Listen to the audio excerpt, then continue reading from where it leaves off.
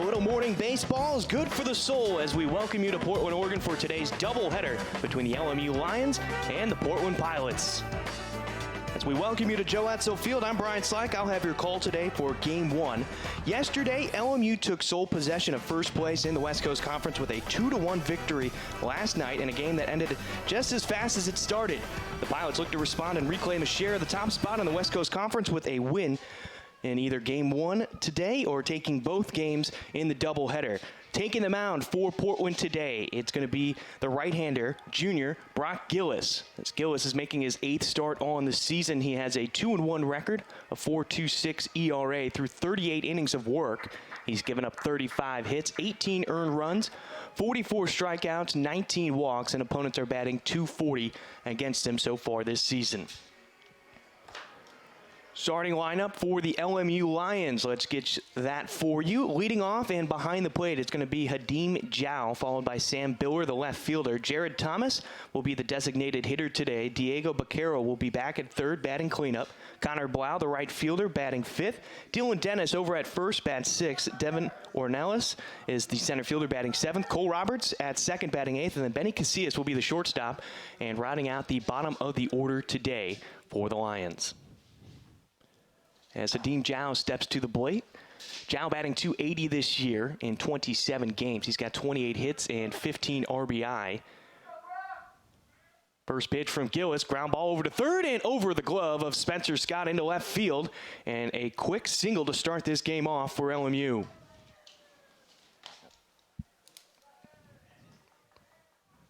That'll bring up Sam Biller, the left fielder.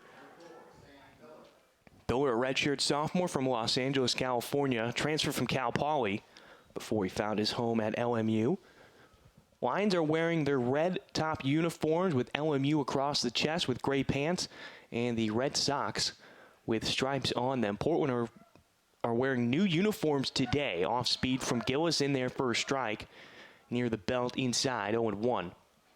But Portland new uniforms, black with white pinstripes. Portland in purple and script across the chest with white numbers on the left lower oblique. The 0-1 from Gillis. Put in the air into left field. Briley Knight gets underneath it, and he'll make the catch with ease. Going back to first is Zhao, and there's one away.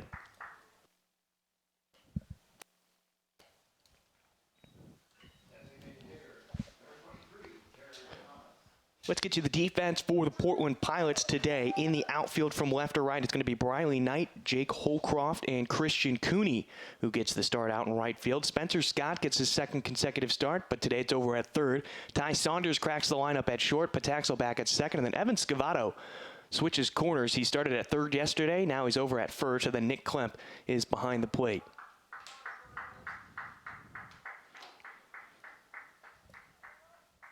Jared Thomas, the designated hitter today, senior from Lakewood, California, transfer from the University of Miami, played in limited games, only 30 games through 2 seasons, batted a .198 as a Hurricane as he fouls off the first pitch.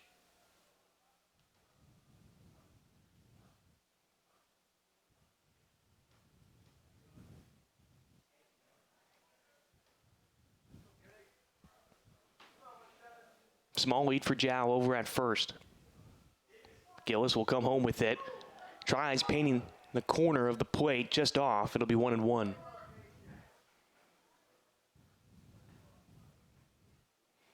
Even though Thomas hit .198 in those 2 seasons at Miami, he exploded at the plate last year. In 36 games, he hit .306 with 44 hits and 22 RBI. Another throw over to first by Gillis. Runners back safely.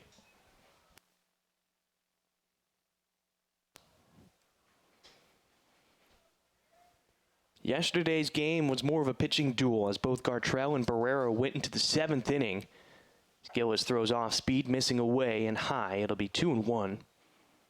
But the game finished in 2 hours and 7 minutes.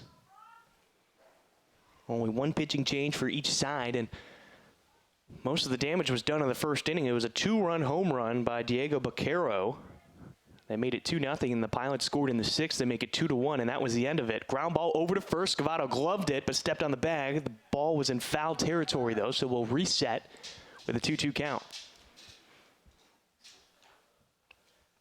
Scavato was busy yesterday at the hot corner. He made 5 or 6 different plays, including a double play, charging in on a high chopper. And you see the glove work over at first today as Thomas steps back in.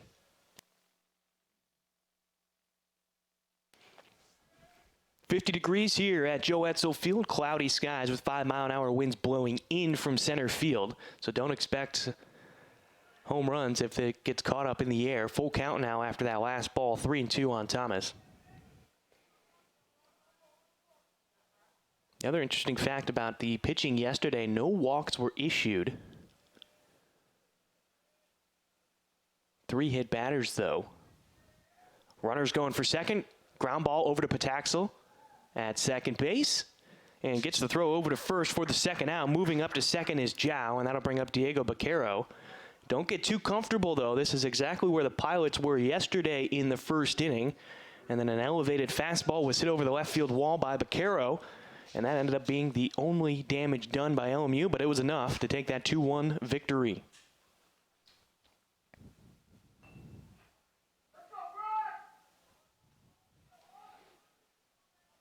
Baquero last year was an All-WCC first-team selection. In fact, he was getting some votes for Player of the Year in the West Coast Conference. First pitch, high above the letters for a ball to be 1-0. Baquero was tabbed as a preseason All-WCC selection coming into the year.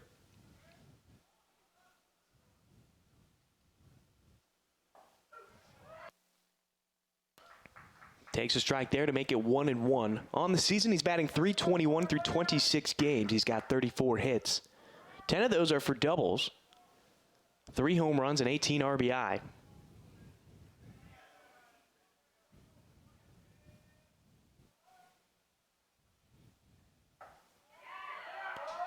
Swing and a miss there. Helps out Gillis to make it a 1-2 count. That ball gets away from him and rolls off the mound. Baquero, though, one of the more consistent hitters for LMU, not only this season but last year as well. At one point, he had a 20-game hit streak in the middle of the season.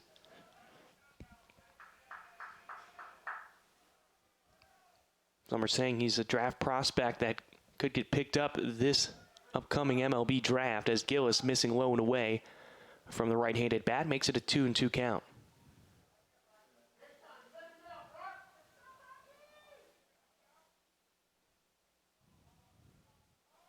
Zhao with a decent lead off of second. Pataxel keeps an eye on him. Gillis looks back. Stays high. Another full count now for Gillis on the mound.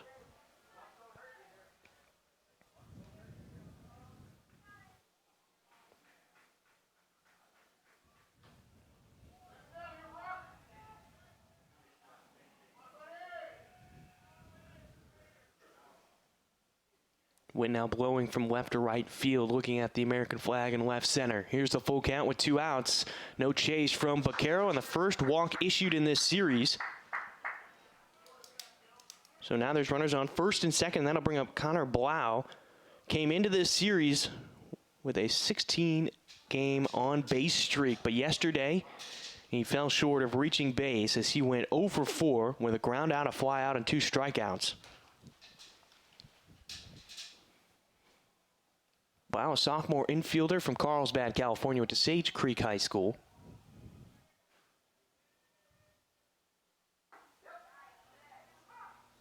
Ball drops in for a strike on the far side of the plate. Starts out Blau 0-1.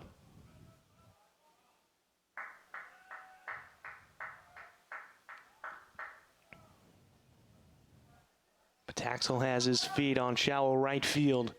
Scavato playing behind the runner over at first. The 0-1. Almost in the dirt, blocked by Klemp. That'll bring us back to a 1-1 count.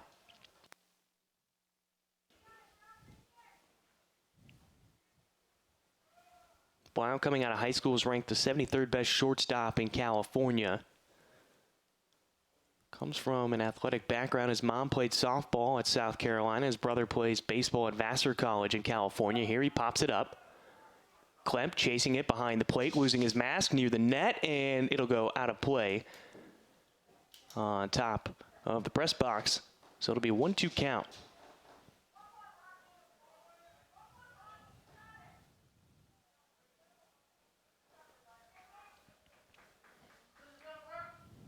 Blau hitting .247 on the season with 19 hits, 16 RBI in 77 at-bats.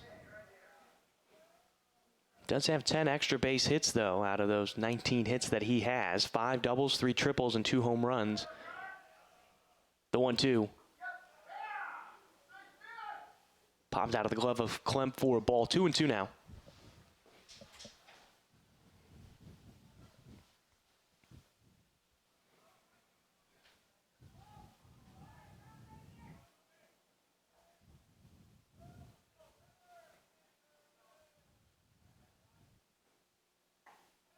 Gill is trying to paint the corner, get a chase. Nothing does it. He's on his 3rd full count in this inning. 3-2 on Blau.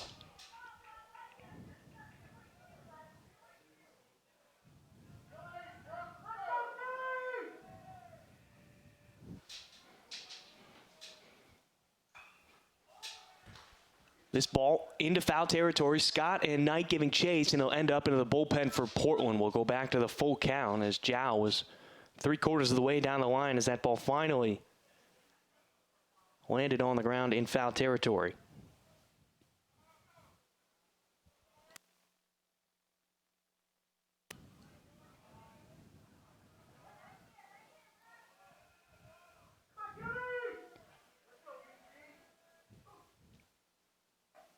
Swing and a miss right there, and that'll strand 2 runners on. Blau goes down with a strikeout. So a single and a walk, no runs come in to score. It's a 0-0 ball game as we head to the bottom of the first. Holcroft, Klemp, and Pataxel will all come to the plate for the Pilots next on the WCC Network.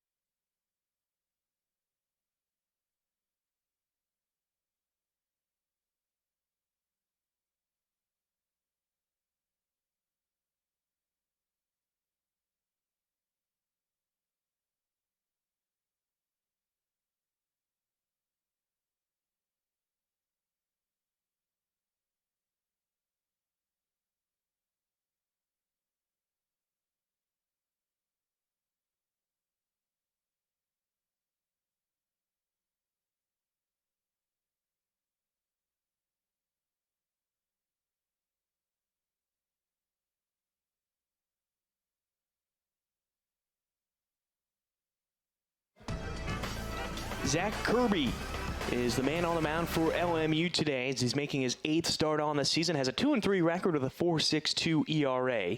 39 innings of work, 40 hits given up, 20 earned runs, 43 strikeouts to just 10 walks. An opponent they're hitting .261 against him. Let's get you the lineup for the Portland Pilots as he's finishing up some of his warm-ups right now. Holcroft, Klemp, and Pataxel set the lead off for the Pilots. Knight, Scavato, and Cooney will be 4, 5, and 6. And then you'll get a couple of new names into the lineup. McCarthy's the DH. He'll be batting 7th. Ty Saunders, the shortstop, batting 8th. And then Spencer Scott is the 9-hole hitter today. He'll be playing over at 3rd. This is an interesting matchup between these two starting pitchers today. You've got 4th most strikeouts and the 5th most strikeouts in the conference going up against each other. Kirby just ahead of Gillis. Kirby working with 5 pitches. He uses a fastball, cutter, curve, 2-seam, and a changeup. Transfer from East Tennessee State, was the Friday starter last year for that ball club. First pitch to Holcroft goes for a ball.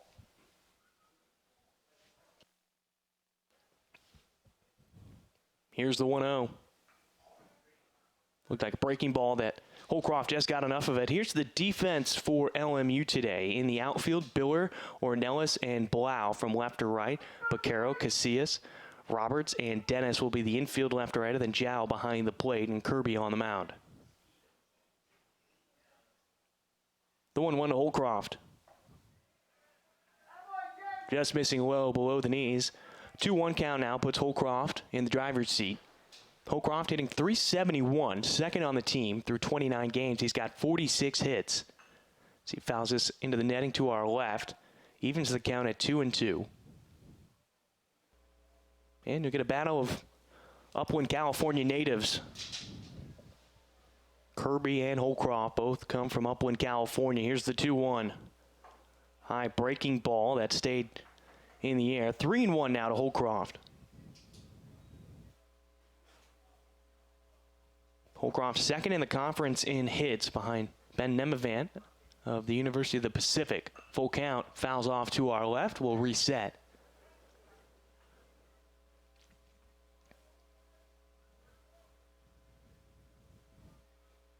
Right side of the infield playing a bit back. The second baseman, Cole Roberts, in shallow right field. Full count delivery from Kirby. Spoiled again by Holcroft. Holcroft will get a couple good looks during this at-bat.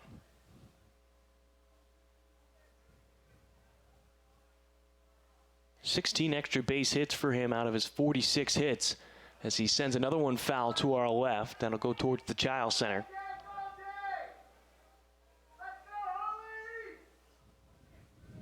Holcroft has been a difficult out at the plate. 15 walks, only 10 strikeouts this season. The windup and delivery from Kirby. Ball 4 inside, and a leadoff walk for Holcroft and the Pilots. So a game yesterday where we didn't see a single walk from either side, and now in the first inning, walks for each team so far. And that was over the white line of the left-handed batter's box. The home plate umpire today, Kirk Struble. Heath Jones is over at first. Michael Goebel is at second, then Cody Allenbrand as the third base umpire. Baquero, the third baseman, in on the infield grass with Nick Klemp stepping to the plate. Throw over to first. Holcroft back in head first. Klemp, the grad student from Everett, Washington. Went to Everett Community College before finding his home here at the University of Portland. First pitch he sees, he sends it foul across the street to our right, 0-1.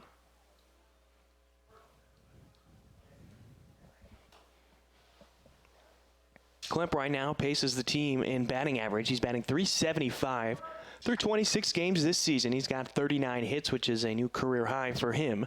11 doubles, 2 home runs, and 22 RBI. The 0-1. Fouled off into the netting this time. 0-2 quickly on Klemp.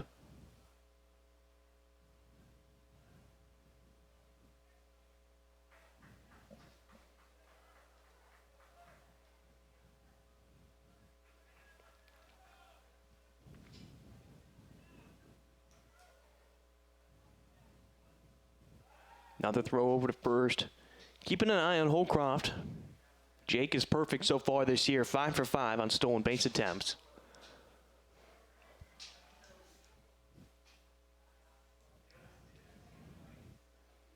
The 0-2 to Klemp. A slightly closed stance to him in the dirt, blocked by Zhao, and that'll keep Holcroft over at first.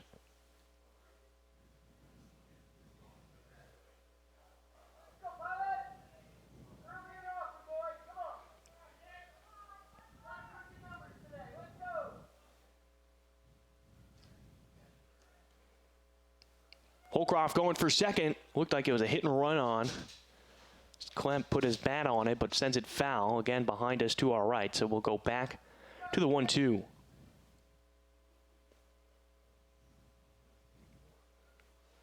Kirby's a guy that head coach Nathan Choate likes on the mound. He'll give him an extended start, much like we saw for Barrera yesterday, who went 7 innings. Could see Kirby make a start that deep as well. He's got a long leash with Choate. You could see him go upwards of 120 pitches.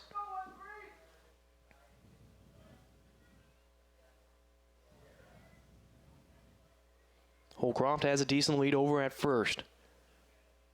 Kirby peeks over his shoulder. He'll come home. It's high above the shoulders of Klemp and away, 2-2.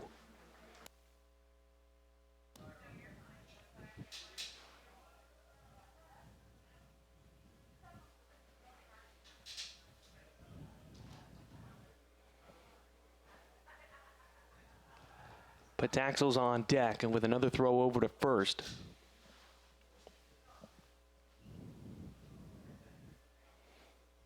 LMU's pitching has been top half of the conference good so far this year. Holcroft going for second. Zhao's throw is going to take Roberts off the bag. That'll be a stolen base for Holcroft, but a strikeout for Klemp at the plate.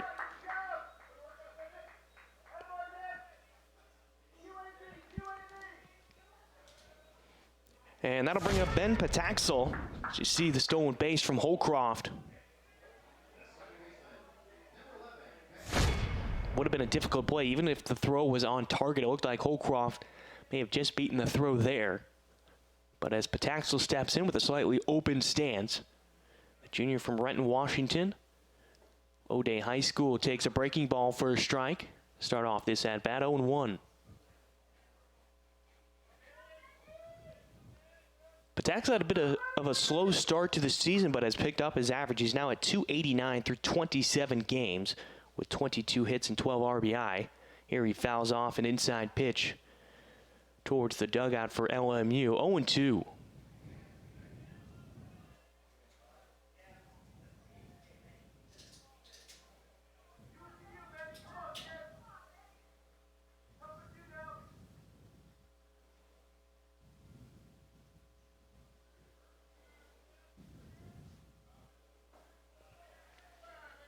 Pataxel thought about it, put it in the dirt though.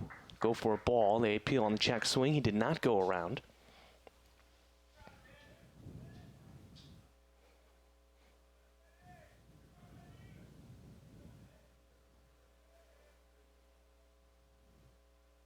Roberts keeps an eye on Holcroft at second. Breaking ball, and that'll find its way into right field. Holcroft will be held up at third as the throw comes in from Blau. And runners now on the corners after the single from Pataxel. And it pays off to have Holcroft at second, because if he's not being held on by Roberts, Roberts is in the perfect spot to make that play. Instead, because he's keeping an eye on Holcroft, he's trying to retreat back to his position and he's late. And so the Pilots could get a lead run here with Briley Knight at the plate.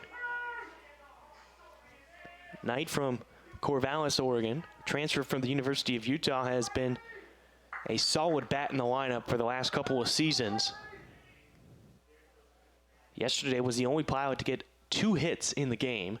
He had an RBI single and then a leadoff double in the ninth where he got left stranded at third, representing the tying run. Here he swings and misses on the first pitch, 0-1.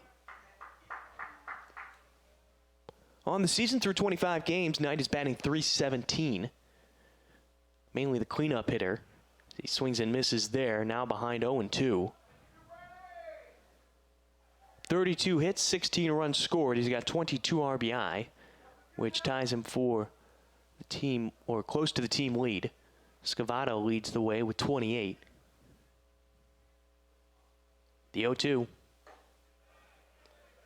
Good eye from Knight as that one was just off the plate, far side, 1-2.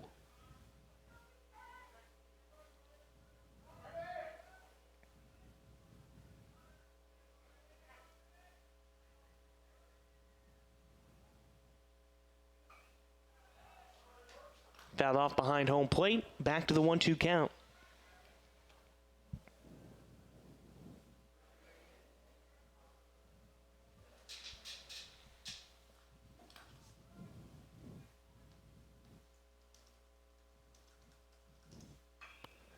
Knight pops this one up on the infield. Baquero over at third calls everybody off. He's near the foul line and he'll make the catch. So Knight is retired on the pop out. And that'll bring up Evan Scavato. Scavato's been swinging a good stick at the plate as of late.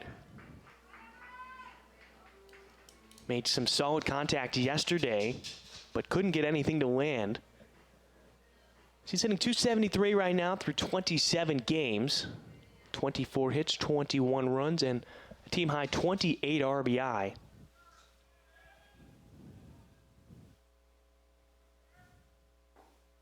Scavato taking strike one.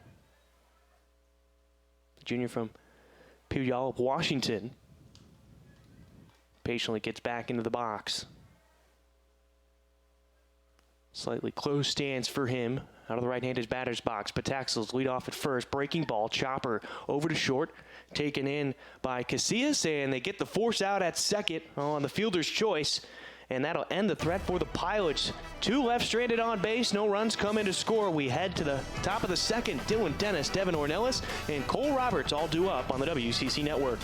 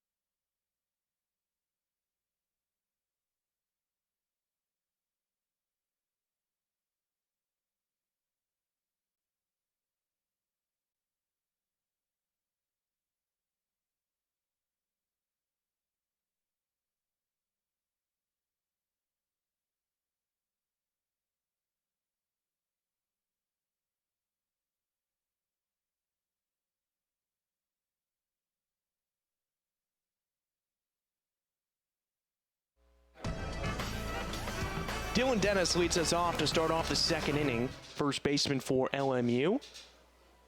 As he steps to the box, a second inning of work for Brock Gillis on the mound. Gillis threw 20 pitches in that first inning. First pitch seen by Dennis, a drive into center field. Holcroft taking his steps back, gets behind it, and he makes the catch. One away to start off this second inning.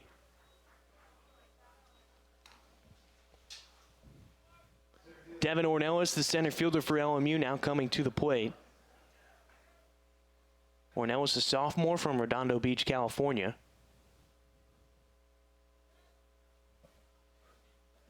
On the season, he's batting a .197 as he takes an inside pitch for a ball from Gillis. He'll start out 1-0. Through 24 games, he's got 14 hits and 71 at-bats. He's driven in 8 runs. Of his 14 hits, 5 of them have gone for extra base hits. Gillis gets a breaking ball that drops into the zone for a strike on the far side of the plate, makes it 1-1. Everybody on the infield playing back except for Scavato. Now he goes back behind. Chopper down the first baseline. Scavato is going to touch it in foul territory, though, for a strike. And we'll go back to the 1-2 count on the hitter.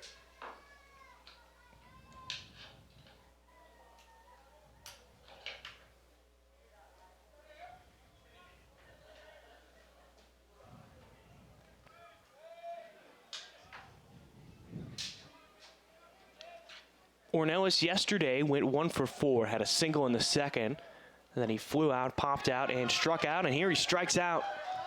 2 quick outs here in the second for Gillis, and the Pilots out in the field. Second strikeout for Gillis. He now has 46 on the season.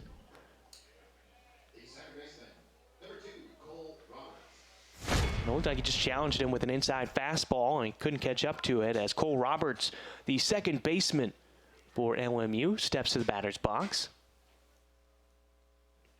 Roberts, a senior from Cardiff, California, went to Santa Fe Christian High School. Takes a first pitch strike, falls behind 0-1. The son of Dave Roberts, batting .222 so far in this season through 24 games. He sends a chopper down the third baseline into foul territory, though, for a strike. He falls behind 0-2. Roberts has 16 hits in 72 at-bats. He's driven in 10. He scored 11 runs with 7 extra base hits with 6 doubles, one of them being a home run. Swing and a miss. Back-to-back strikeouts for Gillis. Quick work here in the second for the Pilots. 1-2-3 as we head to the bottom of the second in a 0-0 ball game. Coming to the plate for Portland, Christian Cooney, Riley McCarthy, and Ty Saunders when we return on the WCC Network.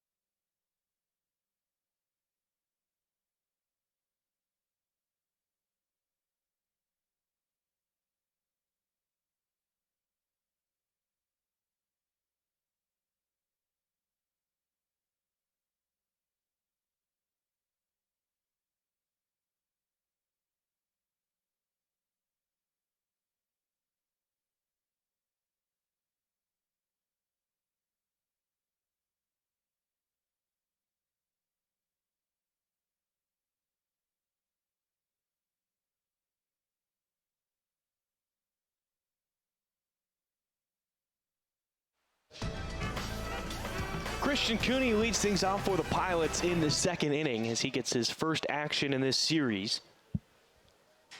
Cooney's played in 20 games this year with 15 starts. He's batting .237 on the season. Takes first pitch ball from Kirby. He'll start out 1-0. The junior from Portland, Oregon went to Central Catholic High School. He's got 14 hits and just under 60 at-bats on the season. Takes ball 2 low and away, 2-0. 14 RBI, though, on his 14 hits. He has 5 doubles. High chopper over to third. Baccaro takes a step back, plays it, and a rope across the diamond to get Cooney. 1 out here in the second. And Riley McCarthy, the designated hitter, gets in today, only making his 6th start, 14th appearance on the season.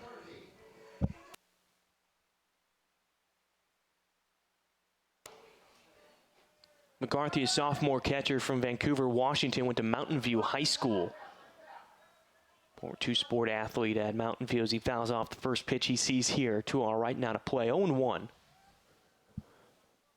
He's batting .111 in those 13 games so far with 2 hits and 18 at-bats. The 0-1 delivered on the far side of the plate for a strike. 0-2 now, quickly on McCarthy.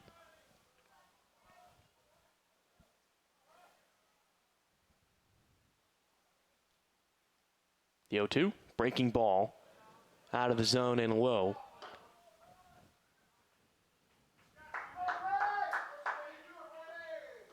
Making a 1-2 count on McCarthy.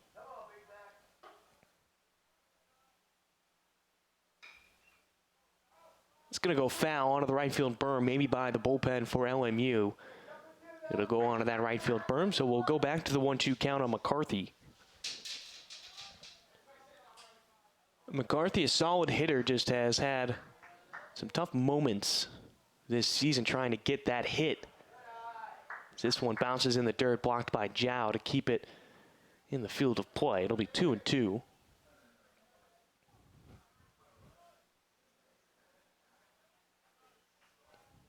Had 20 plate appearances, though. He's been hit by a pitch twice. Here's the 2-2. Spoils that one, and we'll go back to the even count at 2-2.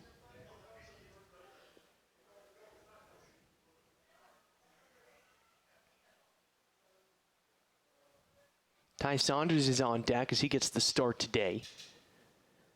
The 2-2 to McCarthy, and blooper over the glove of Cole Roberts into right field, and McCarthy has himself a hit.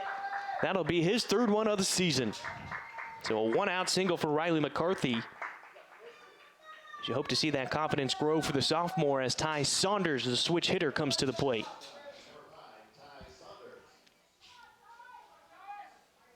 Now, we haven't seen Saunders swing from the left side of the plate at all at home so far this season, and is limited at bats.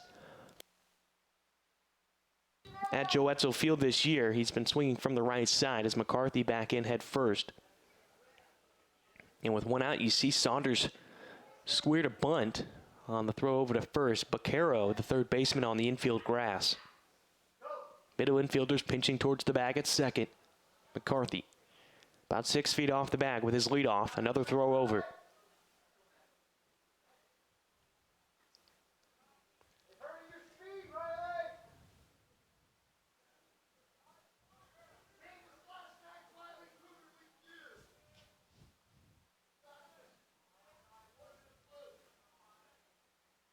Kirby peeking over his shoulder. He'll come home with it.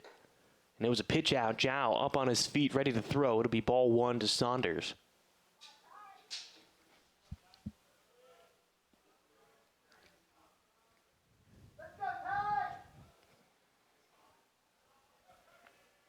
And well, Kirby, as I mentioned, a transfer from East Tennessee State, as Saunders takes strike one to even the count at 1-1. Pitched in 48 games and 19 starts as he threw over 150 innings for the Bucks. Led the team twice with the lowest ERA, 195 as a junior, 338 as a senior. Another throw over to first. McCarthy will get back safely.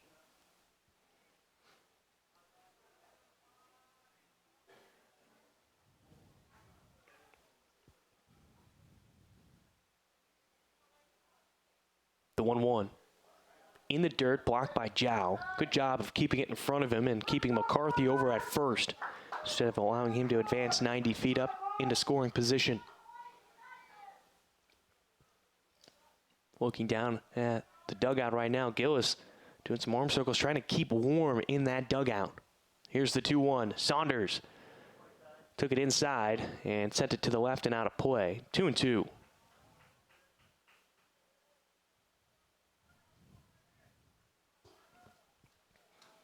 Kirby hoping to follow in the footsteps of his cousin, Chris Kohler, who spent 4 seasons in the Oakland Athletics organization. Kirby keeps up the good work on the mound. Maybe might see your name called. Saunders taking a ball. It's now a full count. And mark that down on your bingo card.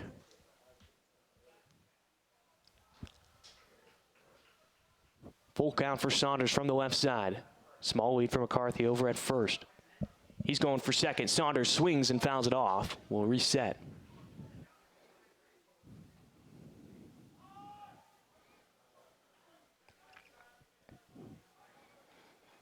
Something we've seen today a lot more that we didn't see yesterday, these deep counts. Not often yesterday did we get to the full 3-2 count, but already today it's happened 4, 5, 6 different times. And we're only in the second inning. Saunders goes down on strikes. McCarthy stayed put at first this time, so 2 outs for Portland as Spencer Scott, the third baseman today, comes to the plate.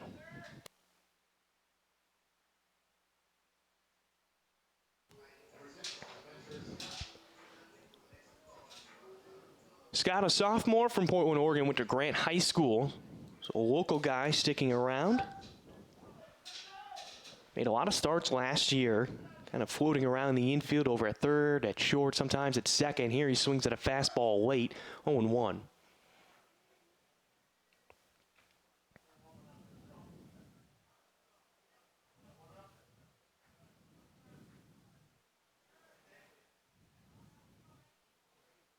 Again, a decent lead for McCarthy over at first. Nothing threatening as Jow drops that ball.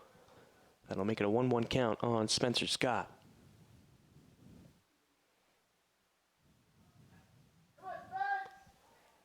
Scott on the season's batting .246 through 22 games.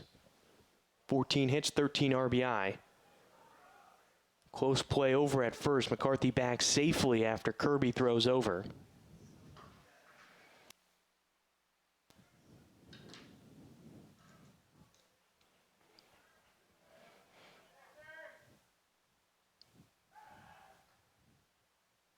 Another throw over. That's something you're not going to see in the MLB anymore because of the rule changes, but multiple pickoff attempts to the same bag during the same batter. Here's the 1-1. Scott takes it away for balls. It ends up in the left-handed batter's box, 2-1. But you've already seen the repercussions of the amount of times you can throw over. Stolen bases are up in the short span that the regular season has been going on for Major League Baseball, as Scott fouls off this one into the net, 2-2.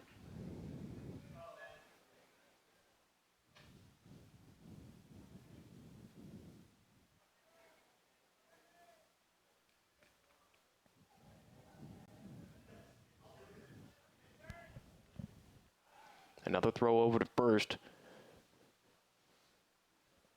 This is mainly just to try to keep McCarthy at bay over at first. Now that McCarthy's going to steal bases, he doesn't even have a stolen base attempt on the season. But if you can creep him closer to the bag, and this one gets away from Zhao, and now McCarthy will move up 90 feet. We'll see how they mark that one down, whether it was a pass ball or a wild pitch, as it was gloved by Zhao and then got away from him.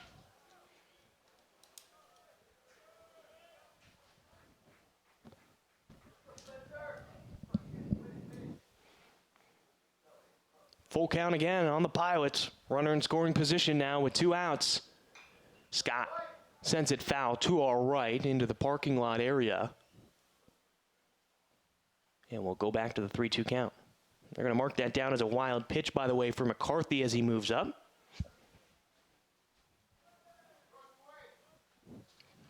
And you got another marker down on your bingo card as well if you're playing inside the ballpark today. Here's the full count. 2 outs, runner in scoring position, and strike 3 on Spencer Scott. Goes down looking. And the Pilots strand a runner in scoring position. No runs come in to score again. 0-0 ball game as we head to the third. Benny Casillas, Adim Zhao, and Sam Biller come to the plate for the Lions when we return on the WCC Network.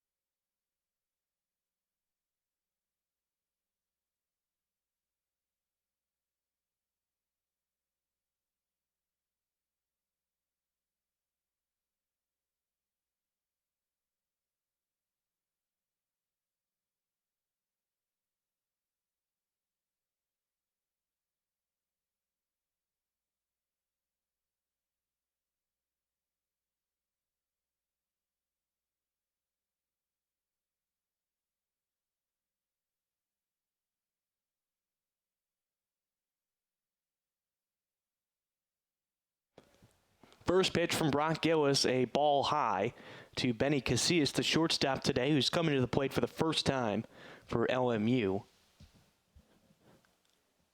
Gillis delivers a strike to respond, 1-1. Casillas, a senior from Culver City, California, went to El Camino College before ending up at LMU. Swing and a miss there, falls behind 1-2.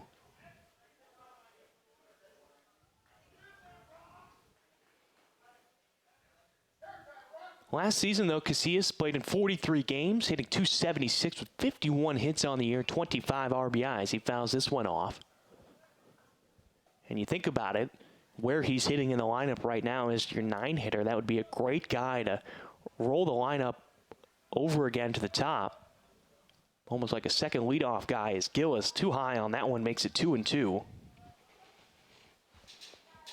I mean, he was hitting .276. This year he's taken a bit of a step back at .215 on the season through 26 games. He's got 20 hits and 5 RBI. And he's picking up a hit right here out into right field to lead off this third inning. And the leadoff man is aboard for LMU. So after a quick 1-2-3 inning in the second, Lions back on the base path as Hadeen Zhao, who singled on the first pitch that he saw in today's game, is back up at the plate for his second at-bat. Zhao yesterday went 1 for 3, did reach base twice. He got hit by a pitch in the first inning, came around to score thanks to that 2-run home run by Baquero. Here he fouls off the pitch. He'll start off 0-1. Singled in the third, and then his last 2 at-bats, he grounded out to short.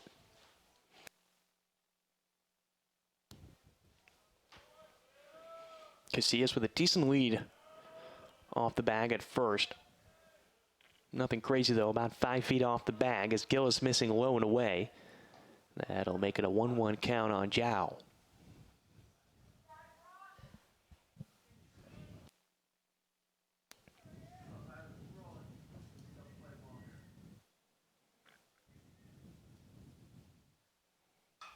Zhao puts this into the air in shallow right field towards the foul line. Cooney on his horse, and he'll be unable to make a play.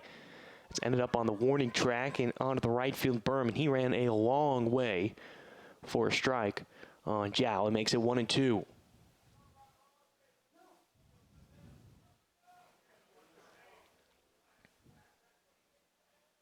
Zhao has been a pleasant surprise as a player for LMU this year. In limited action last year, he only played in 8 games. Now, he was effective, hitting .364.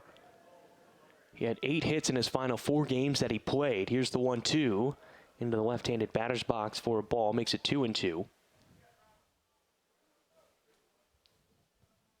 But only 8 games last year. And here he's played in 27 games so far this season.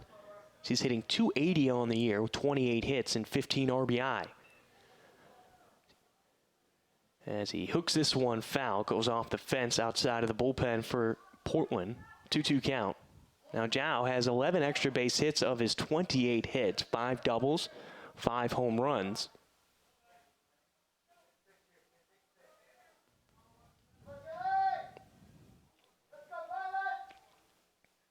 Zhao ground ball over to Ty Saunders at short. To Pataxel, and they can't complete the double play. The relay throw is a bit slow, but they do get the lead runner on the fielder's choice. So Casillas is retired, and that'll bring up the left fielder, Sam Biller. And that one was low and away, just took his bat and tried to make some contact with 2 strikes on him. Now he finds himself on base. Zhao did get his first stolen base of the year yesterday. He was 0 for 4 coming in. Biller batting from the left side, the open stance as Gillis throws over to first.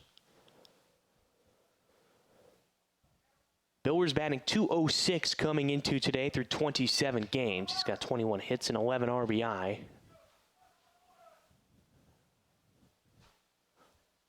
Of those 21 hits, 4 have gone for extra bases. Delivery, square to bunt. It's called a strike. 0-1 to start off Biller.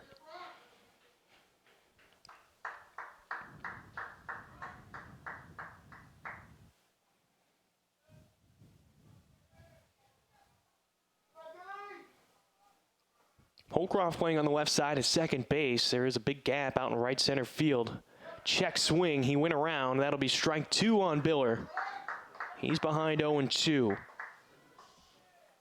Gill is trying to get his 4th strikeout of the day. Picked up 2 in the last inning.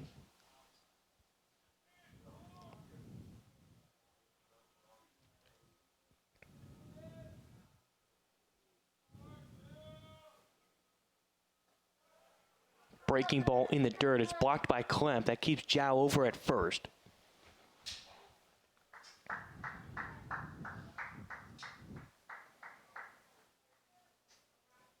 Biller, the transfer from Cal Poly San Luis Obispo. Played in 45 games last year for his first season with the Lions, hitting .253 as his throw over to first. The runner's back safely. This is a team that got really hot at the end of last year, actually ended up making it to the WCC tournament, which was in Stockton last year. This year it'll be held in Las Vegas. Here's the 1-2. Runner's going to second. Klemp comes up throwing. And the runner's going to be called safe. Zhao will move up to second. He's now in scoring position. And it was a bit of a delay from Klemp. I think it popped out of his glove. He couldn't get to it right away. Throw. Wow, that was awfully close. I don't know if he tagged the foot or not as Zhao got his hand on the bag. But a good effort by Ty Saunders to try to apply that tag. Here's the 2-2 to Biller. Sent right back into center field. Holcroft is going to let this one bounce in front of him. And that'll be a single for Biller. Moving over to third is Zhao. And now there's runners on the corners. And that'll bring up Jared Thomas, who grounded out his last time up.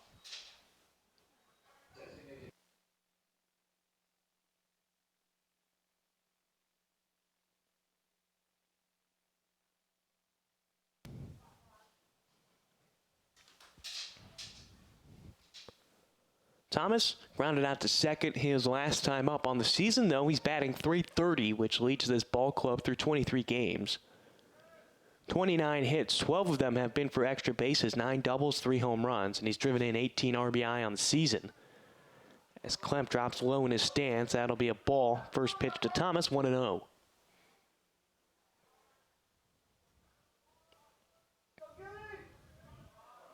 Gillis trying to get out of this jam. He can get a possible 2-ball with a ground ball to either shortstop or second base. Fly ball down the left field line. This will go out of play past the bullpen for Portland. 1-1. Pilots with the loss yesterday because they've only played 1 game so far in this series. Gonzaga has played 2 games in their series, but Bulldogs currently sit in second after LMU took the top spot with the victory yesterday. This one popped up over at short. Ty Saunders will make the catch, and now there's 2 away, and that makes things a little bit easier for Gillis on the mound after the pop out. And there's 2 away. That'll bring up Diego Baquero, who walked his last time up, though. So this is one of the more dangerous hitters for LMU.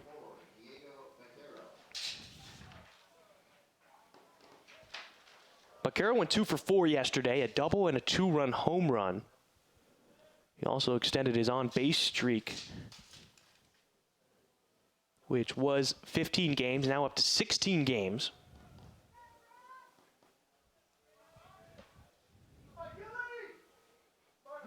And he's actually already extended it to 17 with the walk he had back in the first inning. Gillis missing into the left-handed batter's box to Baquero. 1-0 to start off this at-bat.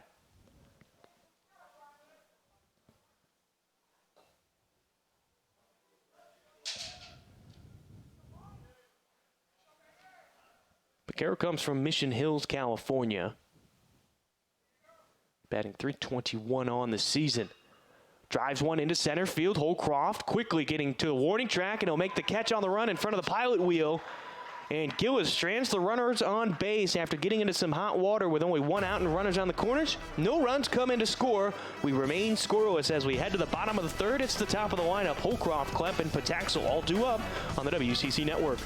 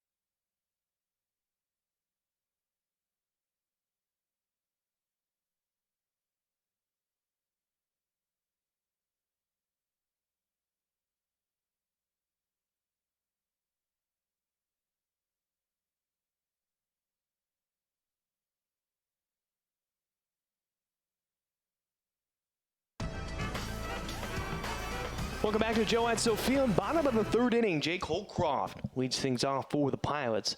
He walked back in the first inning and then was left stranded over at third. That's the closest the Pilots have been to scoring so far today. Here he takes the first pitch ball in his second at-bat, 1-0. Kirby wasting no time, quickly delivers a strike to respond, 1-1. It's one thing that Kirby and Barrera both did. Well, Barrera yesterday, Kirby today, as he delivers strike 2. 3 pitches in about 30 seconds, but both those pitchers like to move relatively quickly on the mound when nobody's on base. Here's the 1-2 to Holcroft. This puts his bat on the ball and fouls it off to our left. We'll go back to the 1-2.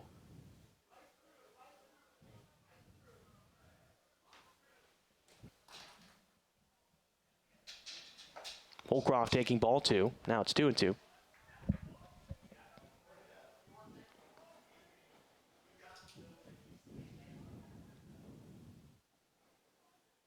Cole Roberts in shallow right field. That's where his feet are. This ball lifted out into left field. Coming in is Biller, and he'll make the catch in shallow left field for the first out in the third inning.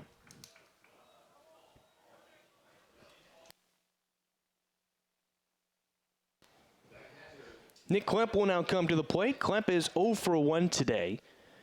He struck out back in the first inning.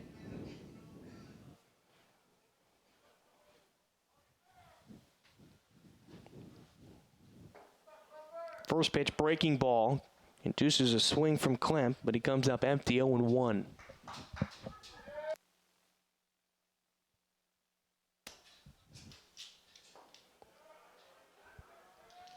Pitch close to the zone, makes it 1-1.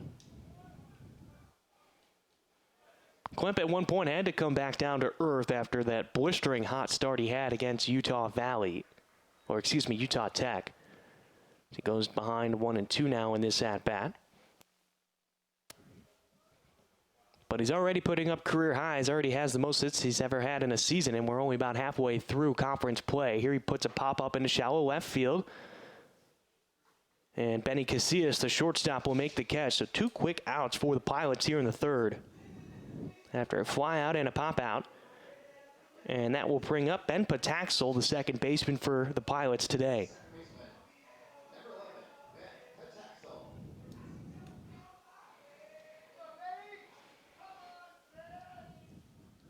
Pataxel has a single, just one of the 2 hits for Portland today.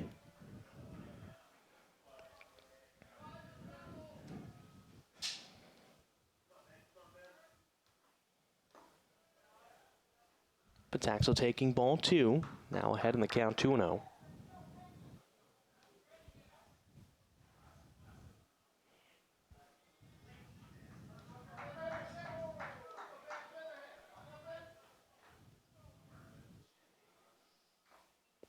This one goes off the catcher Jow. He seems to be okay though, as the home plate umpire Struble was ready to give him time, but all ready to go. It's 2-1.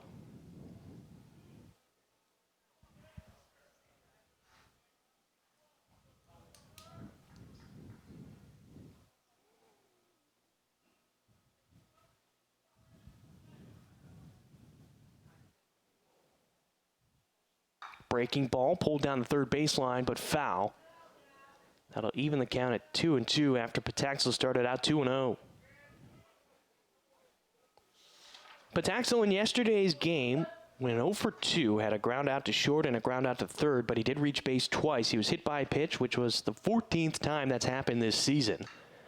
As he hits this one deep into right center field, going back is Blau at the warning track just in front, and he will make the catch. Allowed out for Portland, no runs, no hits, as we remain scoreless heading into the fourth. Blau, Dennis, and Ornelas coming to the plate next for LMU on the WCC Network.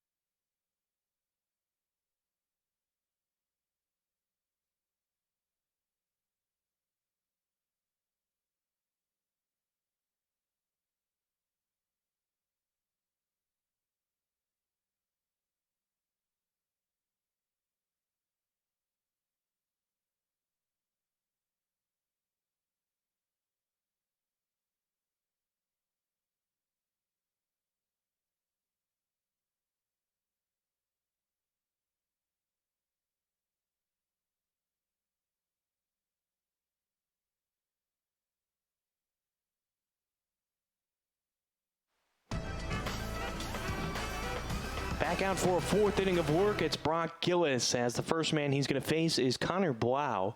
Came into this series with a 16-game on-base streak that was halted yesterday after he went 0 for 4. Currently with a strikeout today, he's 0 for 1. So he starts out 1-0 on Gillis in his second at-bat.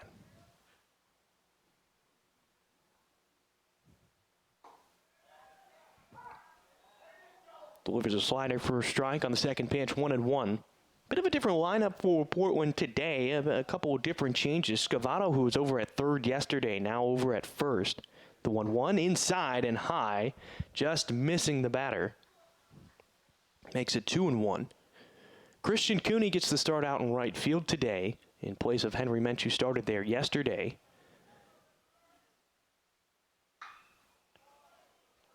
Torched foul, just getting out of the way of that one, was Grant Palmer, first base coach for LMU. Go to the 2-2 count. Saunders is in the game now, as Scott was playing shortstop yesterday, but now moves over to third with Scavato now playing first. Tolia is out of the game today.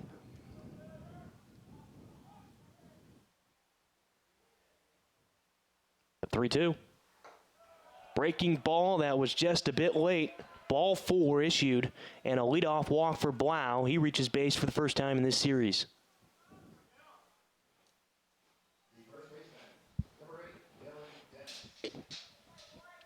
Dylan Dennis now to the plate. The utility infielder, senior from Manhattan Beach, California, went to Miracosta High School. Squares to bunt, pulls it back, and the back pick by Klemp. No tag applied by Scavato. Back safely is Blau. Now, this is a team that doesn't steal a lot of bases in LMU. They only have 7 on the season. They're 7 for 19. Been caught stealing 12 times. Over at first right now, Blau is just 1 for 4 on the season, and he does not have a large lead off the bag at first. A throw over from Gillis. The runner's back safely.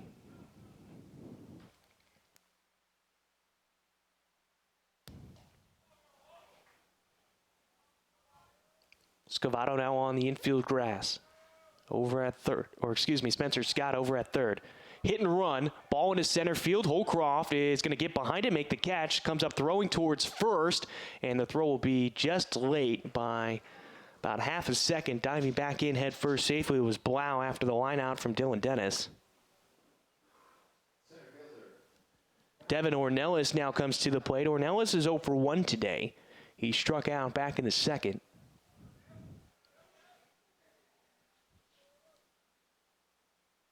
Ornelas, the sophomore from Chatsworth, California, transferred from TCU, did not play in any games for the Horned Frogs before coming to LMU. First throw, hit hard out into right field. Cooney's going to turn his back to the field, and it's a home run. 2-run home run for Devin Ornelas. His second home run of the season. 2 RBI gives him 10 now on the year, and it's a 2-0 lead for LMU.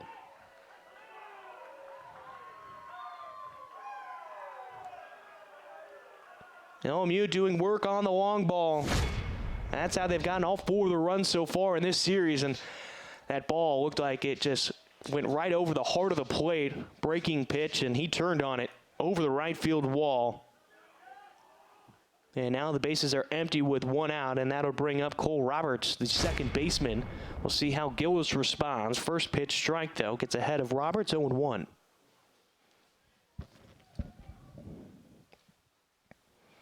Roberts struck out his first time up at the plate.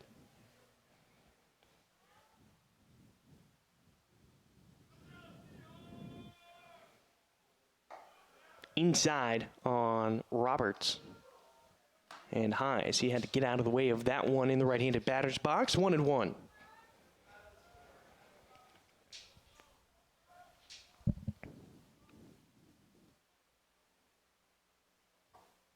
Breaking ball. Slider in there for a strike. Makes it 1-2.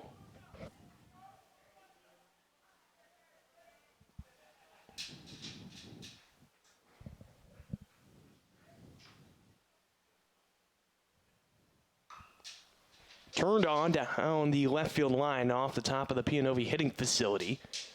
So back to the 1-2 count on Robert.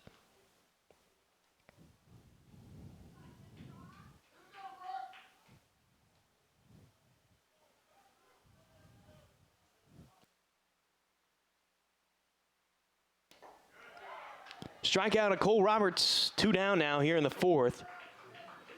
Just the 4th strikeout for Brock Gillis. And that'll bring up Benny Casillas. Another look at that last strikeout. Slider that broke low and away on Roberts. Not enough bat on that swing. So Casillas up at the plate had a leadoff single back in the 3rd. That's his only at-bat of the day. Casillas squares to bunt, pulls it back in time though for a ball to be 1-0. Casillas yesterday went 0 for 2, hit into a double play back in the 2nd, in which Scavato applied the tag on the runner going to 3rd, and then threw it across the diamond to get the double play. And the other time he flew out and had a sacrifice bunt. Fly ball into right field. Cooney got behind it. Now he comes in a step and he makes the catch. And that will end the 4th inning, but not before a 2-run home run by Devin Ornelas gives the Lions a 2-0 lead as we head to the bottom of the 4th inning. It's the heart of the lineup. Knight, Scavato, and Cooney come to the plate next for the Pilots on the WCC Network.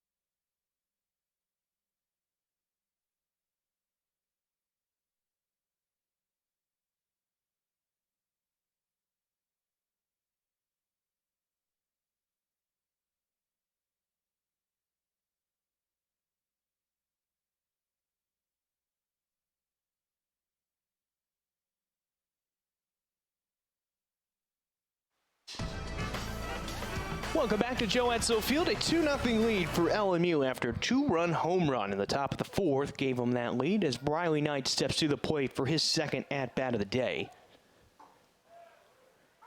Knight takes a first pitch strike from Zach Kirby, who's back out for another inning of work. Kirby's at 57 pitches through 3 innings as Knight turns on one down the first baseline, but foul. And he quickly goes behind 0-2 in this count.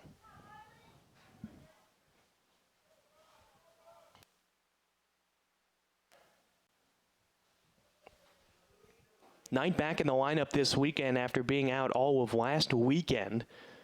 Had to sit out after a freak play during warm-ups before they started playing St. Mary's. Got hit by a throw while running the bases pregame. Ground ball up the middle. Casillas charging it. Now even with the bag at second, throws it over to first, and they'll get Knight out to start off this 4th inning. So 1 away, and that'll bring up Evan Scavato. Scavato grounded up the middle in his last at-bat, and it produced a force out at second that ended the 1st inning for Portland.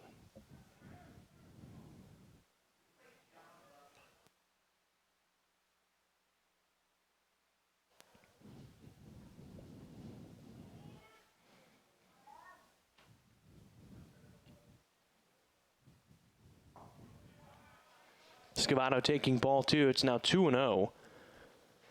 Looking at the flag and how the weather was today, didn't think you were going to see many home runs in this one. In fact, the only way you were really going to see a home run with the wind blowing in is if it was a line drive. And that's exactly what happened by Devin Ornelas out into right field. Not high in the air, but left the park relatively fast. And over the wall in right field. The 3-0 taken for a strike. it'll be 3-1 now. Another one off the bingo card for all you folks out there in the stands right now. Here's the 3-1. Scavato takes ball 4.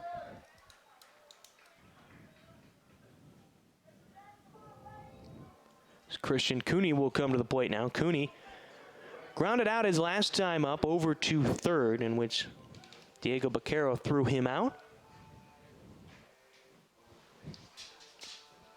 See if the Pilots can respond after giving up the 2 runs in the top of the 4th. Big lead off over at first by Scavato. Wouldn't be surprised to see Kirby throw over to first. Here's a fly ball out to right, and turning his back to us is Blau, and he can't make the catch. One hopper off the wall. Scavato's going towards third, and Coach Loomis will hold him up there. It's a double for Christian Cooney, and now the Pilots are in action with 2 runners in scoring position at second and third.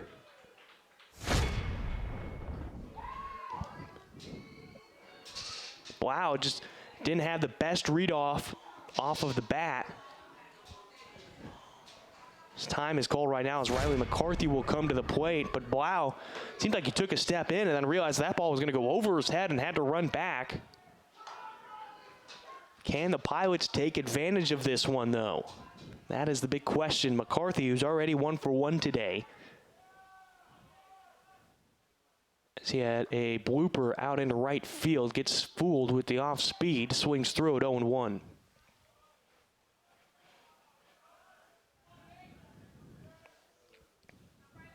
And that's the benefit of having Cooney into your lineup, a big power bat. And he's got wheels. This one put into left field. McCarthy's got himself an RBI. Cooney's going to be sent home. The throw from Biller is not in time. 2 RBI single for Riley McCarthy, and we're tied up at 2.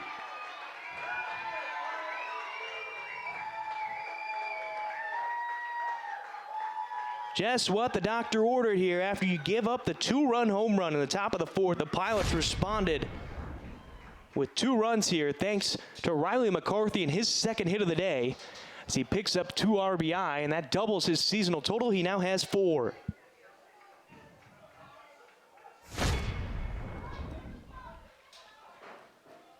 As Ty Saunders comes to the plate, he's 0 for 1 today. He struck out back in the 2nd. See if the Pilots can keep the hot bats going as McCarthy slides back in head first.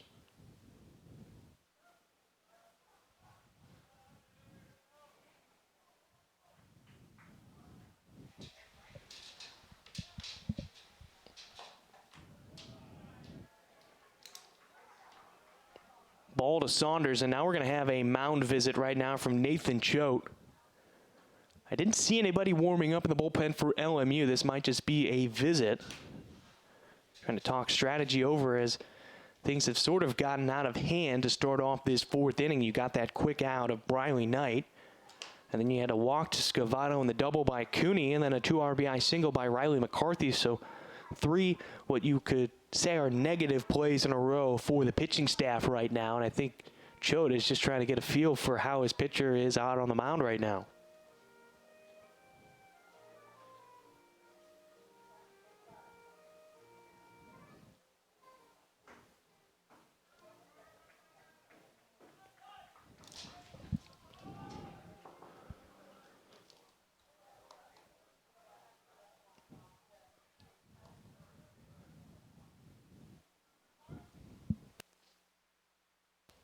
Choate will go back to the dugout. No change as Saunders will step back into the batter's box with the 1-0 count.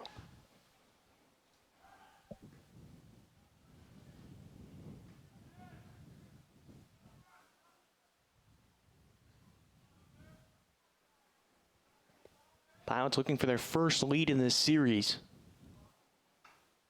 Saunders fouls it back into the netting behind home plate.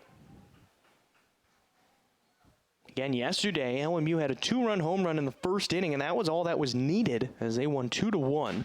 Pilots scratched across a run back in the 6th inning thanks to an RBI single from Briley Knight. The 1-1. Just off the plate. Good eye from Saunders as he's now ahead on the count, 2-1.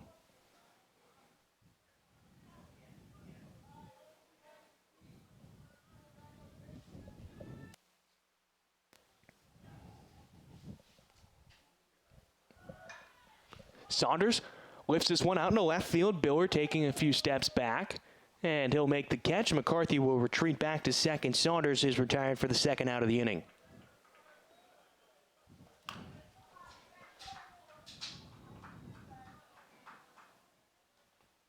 Spencer Scott, the 9-hitter, now comes to the plate for Portland.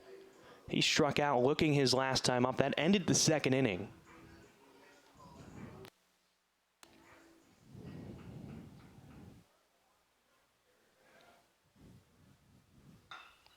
Scott, high fly ball out into center. Ornelas rounding and gets behind it, and he'll make the catch out in right center field. And that ends the threat for the Pilots. But thanks to Riley McCarthy, we're all tied up at 2 apiece as we head to the 5th inning. It's the top of the order. Zhao, Biller, and Thomas all come to the plate for LMU.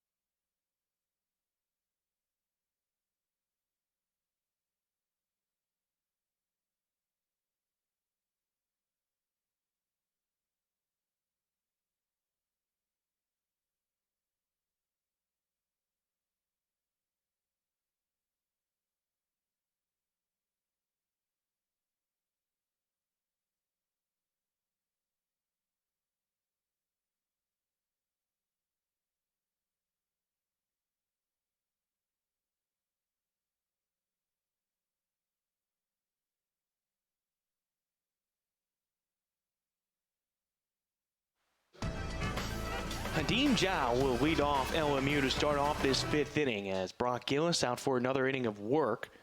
Pilots tied it up at 2. Both teams getting 2 runs in the 4th inning. Exactly what the Pilots needed in response. First pitch, awkwardly played by Scavato. The flip over to Gillis, though, covering first, and Zhao is retired to start off this 5th inning. First pitch, and already 1 out. As you take another look at it, as Sam Biller, the left fielder, who just ended the last half inning, now comes to the plate. Biller's 1 for 2 today. He flew out to left field, and then he singled back in the 3rd. He was left stranded, though, on first base. It's a prime opportunity for the Lions. They had runners on the corners with 2 outs, but unable to get a run in to take that lead. At that time, it was a 0-0 ball game.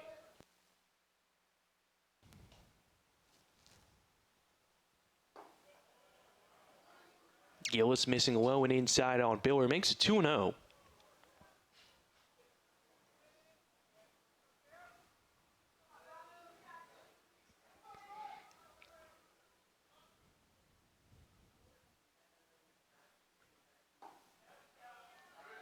Strike. First one on Biller in this at-bat. It'll make it a 2-1 count. McCarthy, though, who has had a good day, he's already 2 for 2, 2 singles, 2 RBI. He has his first hit, actually, since the Texas A&M series back on February 26th. That was the last hit that McCarthy had. Has come in as a pinch runner a couple times, scored a few runs, but had not had a hit since February 26th. Here's the 2-2 to Biller. Fouls it off, and well out of play outside of the stadium to our left. Back to the 2-2 count.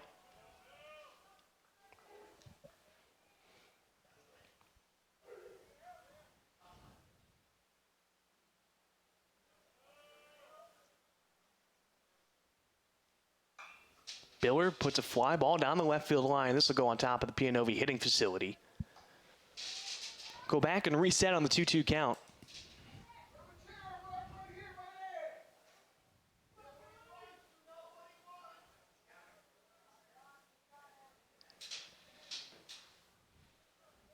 Infield playing back for Gillis, the 2-2. Another one spoiled out of play to our left. With the beginning of the baseball season this time around.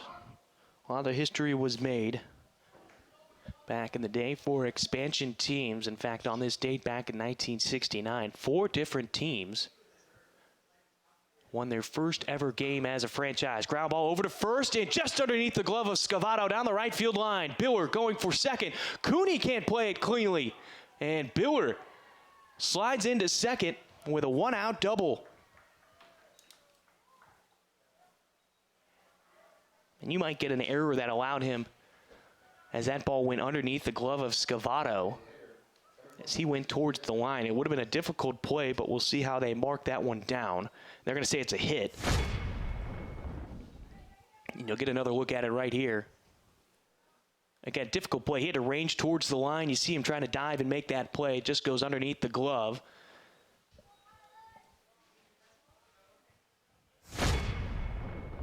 Pilots are fortunate that Biller didn't end up at third, because Cooney tried to play it off the fence down in foul territory. He actually had to go underneath his glove and behind him for a second. Biller's got 2 triples on the season. Probably could have had a third had he noticed that Cooney didn't have a clean play on it in the corner. Here's the 1-0. Thomas gets it off the end of the bat and out of play to our left.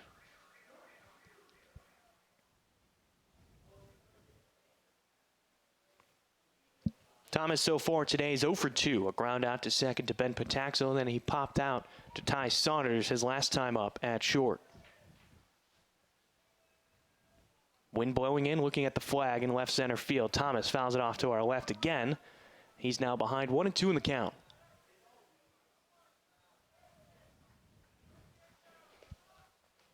Well, of those 4 teams that won their first game in franchise history, it was the first time a Canadian team had won a game as the Montreal Expos were a new franchise back in 1969, and they got the win over the Miracle Mets, 11-10 at Shea Stadium that day, as Thomas ropes one into right field. Biller heads over to third. He'll be held up in a long single and puts runners on the corners with only 1 out, and LMU in business again on the door, trying to take the lead. And that'll bring up Diego Baquero. Never want to see the 4-hitter come up in this type of situation. He's walked already back in the first, and then his last time up, he lined out to Jake Holcroft in center field.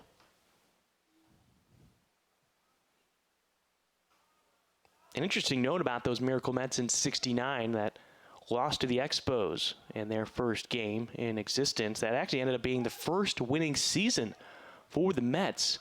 They went 162 that year, their 8th season in history, and they ended up winning the World Series that year over the Baltimore Orioles.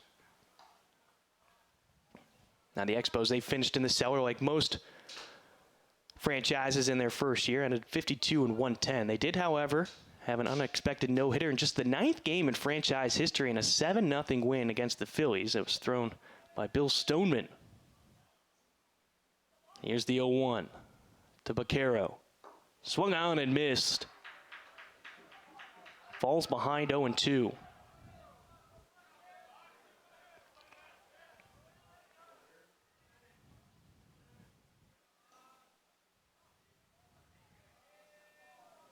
Now Stoneman actually would go on to throw another no-hitter in his career, as this one in the dirt.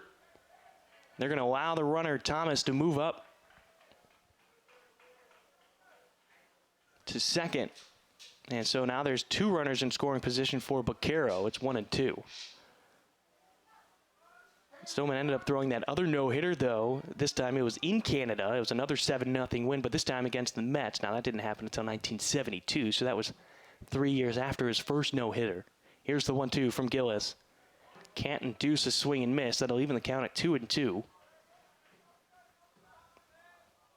Kansas City Royals also won their first game in franchise history on this date back in 1969. They won 4-3 over Minnesota at Municipal Stadium.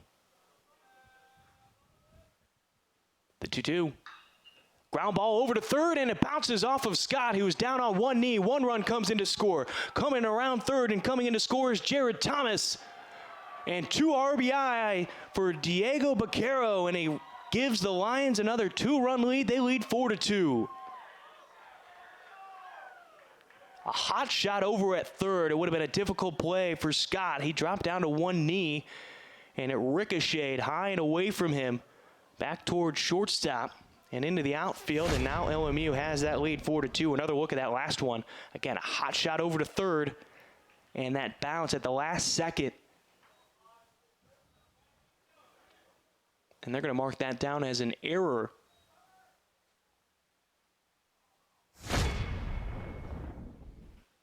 So E5 on that one as Baquero ends up at second.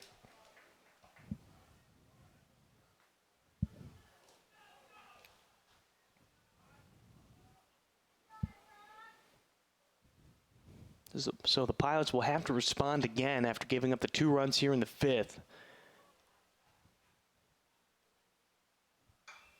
This ball popped up into foul territory. Scott going towards the dugout for Portland, and it'll go out of the stadium for a strike. It'll be 1-1 when we return. Warming up the bullpen right now, it's Nick Brink, the redshirt sophomore from Portland, Oregon, who went to Cleveland High School.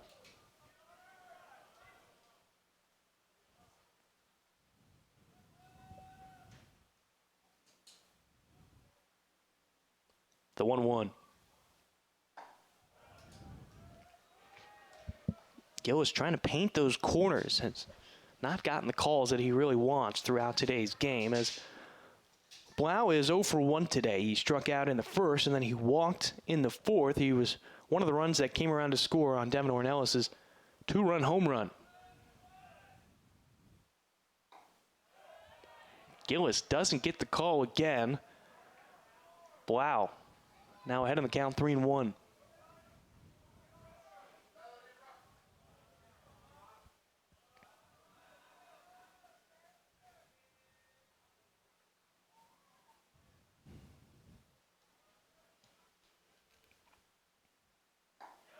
And that'll be a walk. Second one issued to Blau.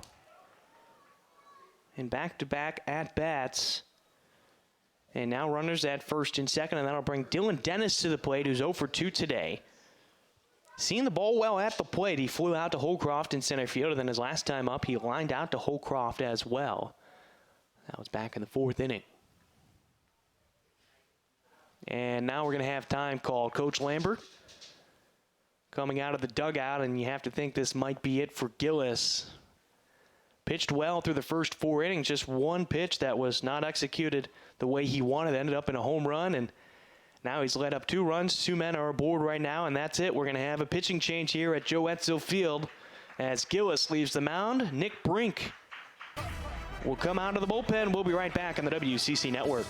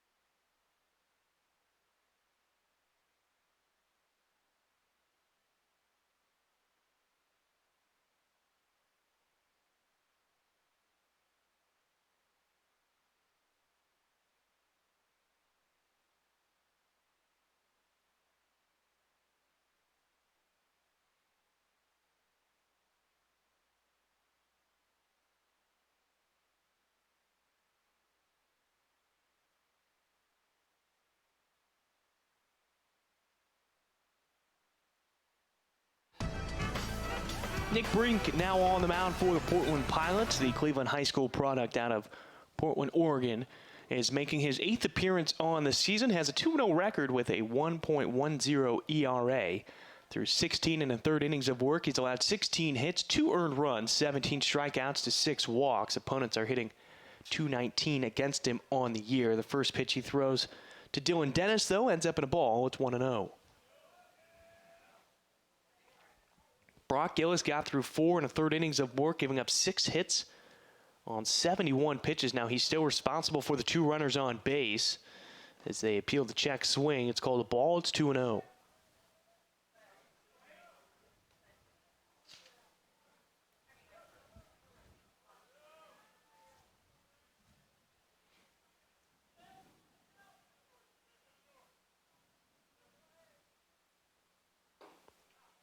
First strike of this at-bat makes it 2-1.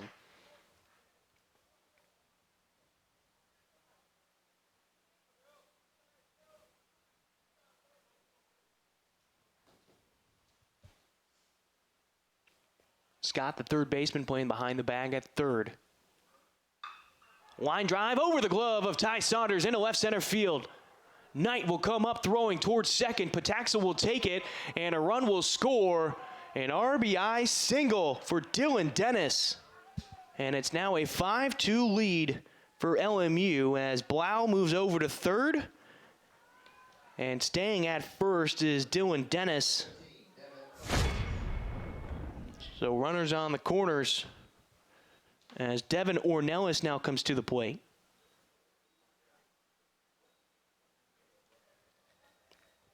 Ornelas is 1 for 2 with a strikeout and a 2-run home run in the 4th.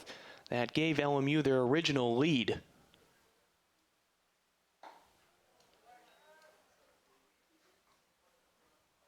This LMU club is dangerous right now. They hit their stride at the right moment last year once they got into conference play. They had a tough non-conference schedule.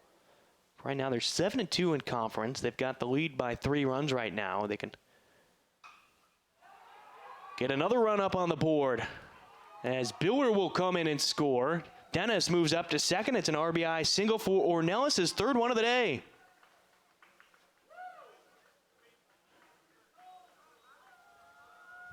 So we will give you the official stat line for Brock Gillis now that the runners that he was responsible for are no longer on base as Cole Roberts comes to the plate.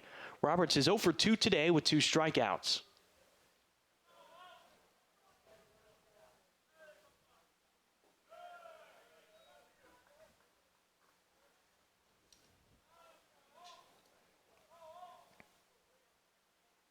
So the final stat line for Brock Gillis, 4 and a third innings of work, giving up 6 hits, 6 runs, 3 of those were earned, 4 strikeouts and 3 walks. Breaking ball from Brink, falls in for a strike. Roberts didn't like that one. Gets the explanation from the home plate umpire and seems to nod in agreement after that one. 1-1 with 1 out.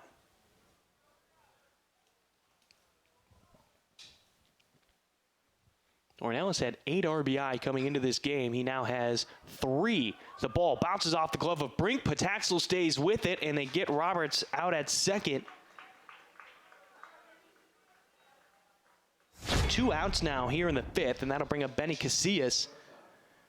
And the Pilots are fortunate right there. That ball still stayed close enough for Pataxel to make a play on it. Often you see the time the pitcher tries to make a play and redirects the ball to where a fielder isn't, and then everybody ends up safe.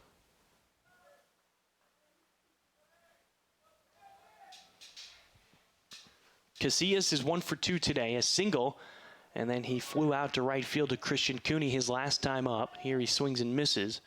It'll be 0-1. Tall order for the Pilots when they get back up to the plate as they now trail by 4 here in the 5th. It's 6-2 in favor of LMU.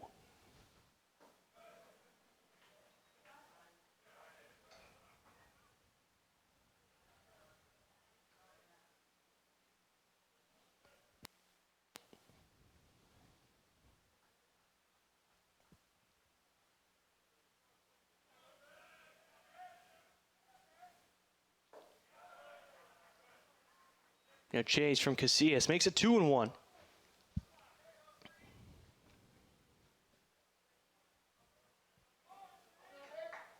Casillas playing in his 27th game this season.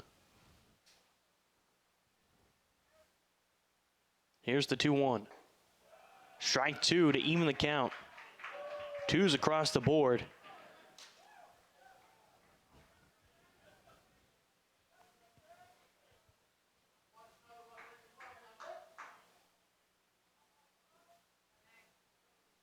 Brink trying to get out of this inning without giving up any more runs. Casillas, though, spoils the high fastball to the backstop.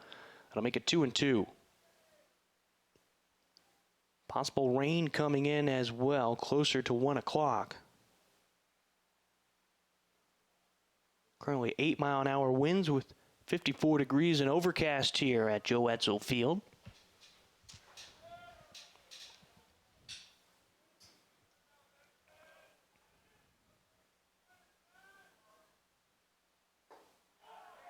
Inside on the white of the batter's box for a ball. It's a full count now to LMU.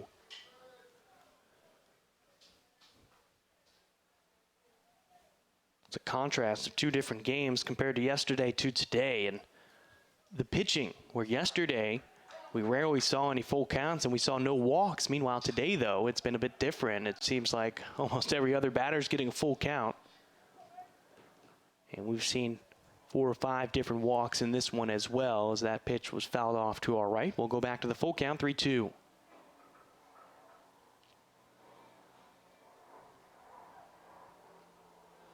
Infield playing back.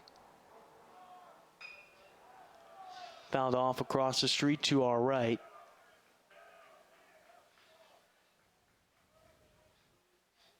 We'll go back to the 3-2.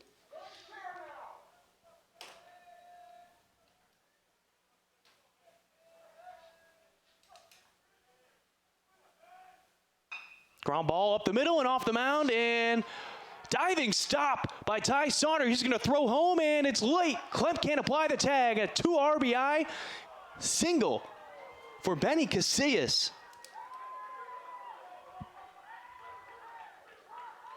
And it just keeps getting worse for the Pilots right now.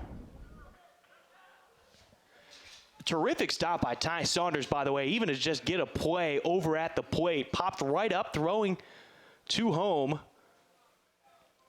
And you can't tell from that angle, but Ornelas was in front of that tag by a good 1.5 feet as Hadeen Zhao comes to the plate for a second time in this inning.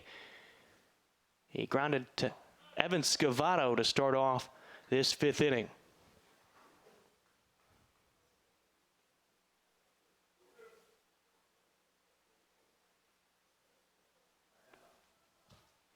So 6 runs have come in to score now. It's an 8-2 lead for LMU as Zhao takes his first strike at this at-bat. It's 1-1.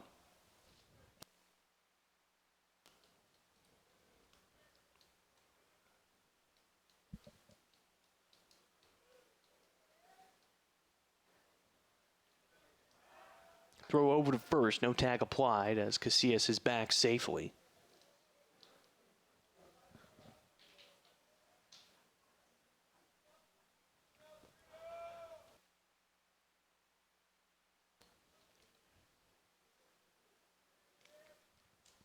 Four hits, an error, and a walk. That is what LMU has done at the plate so far in this inning alone. It's a back pick throw over to first. Doesn't amount to anything. It's 1-2.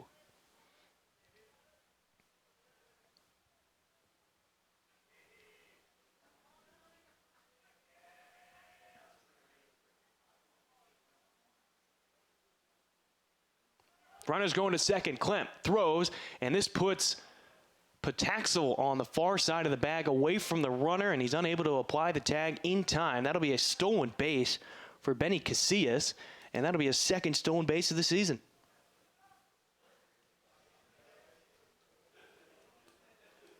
Now he's in scoring position for Zhao. If he can get the ball to the outfield, he's got 2 strikes, and there's 2 outs. Swing and a miss. So Zhao is responsible for 2 outs in the 5th inning, but 6 runs come across the plate for LMU. They now lead 8-2 as we head to the bottom of the 5th. It's the top of the order for the Pilots. Holcroft, Klemp, and Pataxo, and we return on the WCC Network.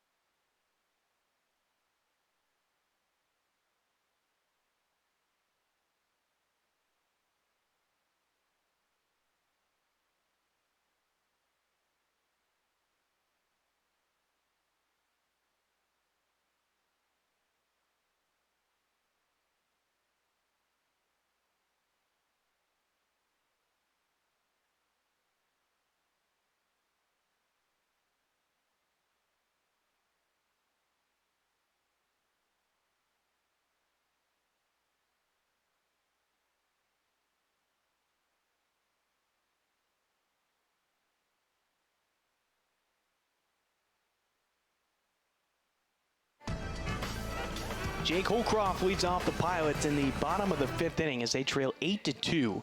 Zach Kirby out for another inning of work. Fly ball into center field.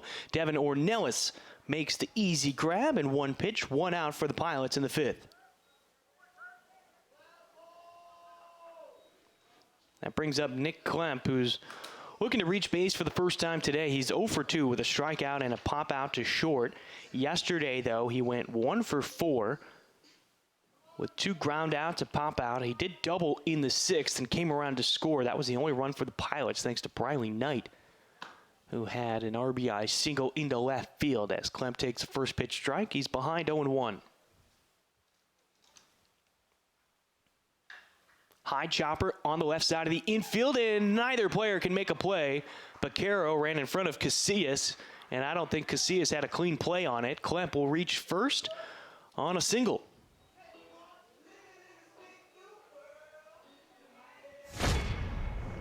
Another look, put right into the ground, high chopper. If Baquero couldn't get it when it was coming down, it would have been a difficult play for Casillas from the shortstop position. So Klemp will take his lead off at first as Ben Pataxo steps to the plate now. Pataxo 1 for 2, had a single in the first where he got stranded. And then he flew out to right field to end the 3rd inning. It was a 1-2-3 inning for the Pilots back then. Now up for his 3rd at-bat, he's ahead 1-0. Got an elevated pitch, but skies this one into center field. Coming in is Ornelas, and he'll make the catch on the flyout. 2 away quickly for Portland, and that brings up Briley Knight, who's 0 for 2 today. Out of the 6 hits yesterday, Knight had 2 of them. He's hitless so far today as he popped out to the 3rd baseman back in the 1st.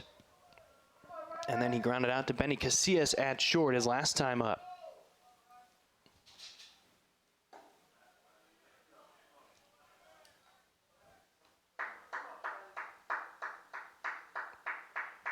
Kirby, pretty efficient right now. 71 pitches through 4 2/3. Knight took the inside pitch and fouls it off behind him. That'll make it a 1-1 count.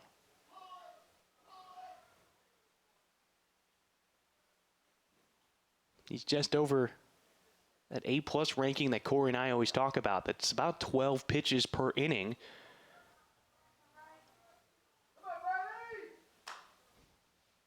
She's sitting at around 73 pitches right now. Had he gotten out of the inning at exactly 70, it would have been 12 pitches per inning. This one popped up into foul territory, but Carroll gives chase. It'll go out of play and out of the stadium. So 2-2 on Knight.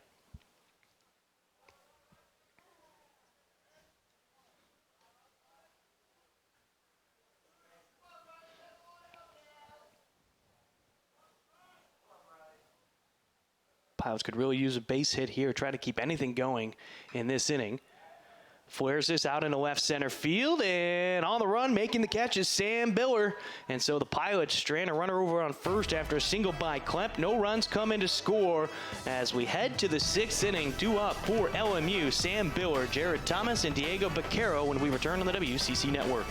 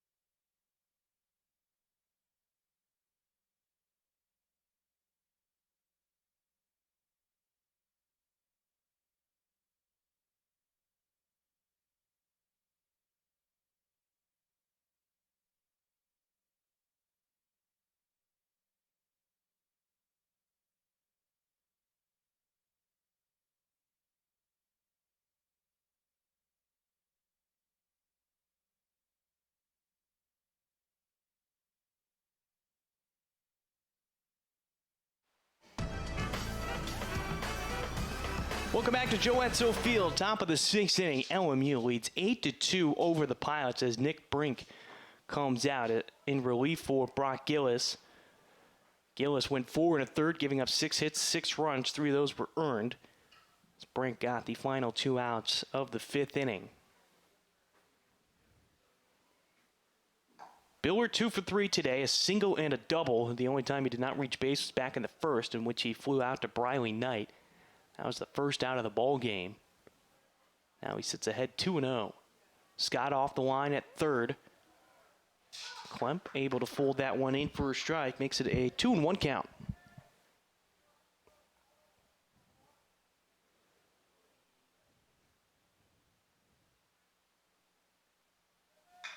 Ground ball hit over to the right side and past a diving Ben Pataxel into right field. So the 3rd hit of the day for Sam Biller. 2nd single leads off this 6th inning.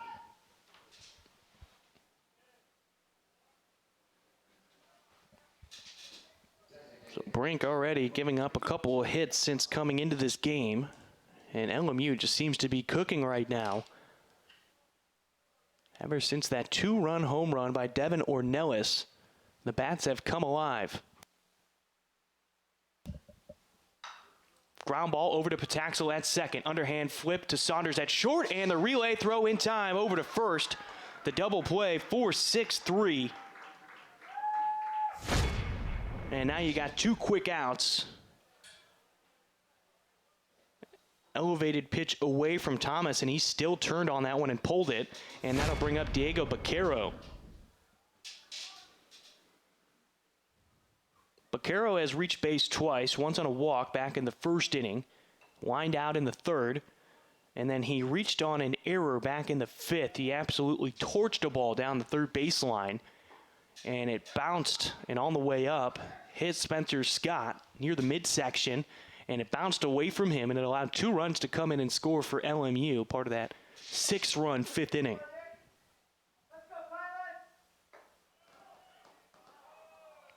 Brink just missing out of the zone there, makes it 1-1.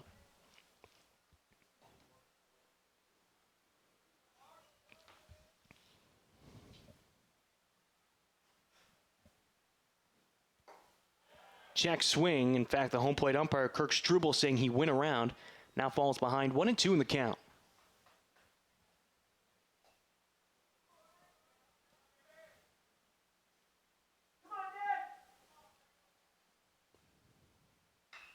breaking ball that's hit into the air into center field. Holcroft ranging to his left. Now he comes in, makes the catch. Vaquero is retired.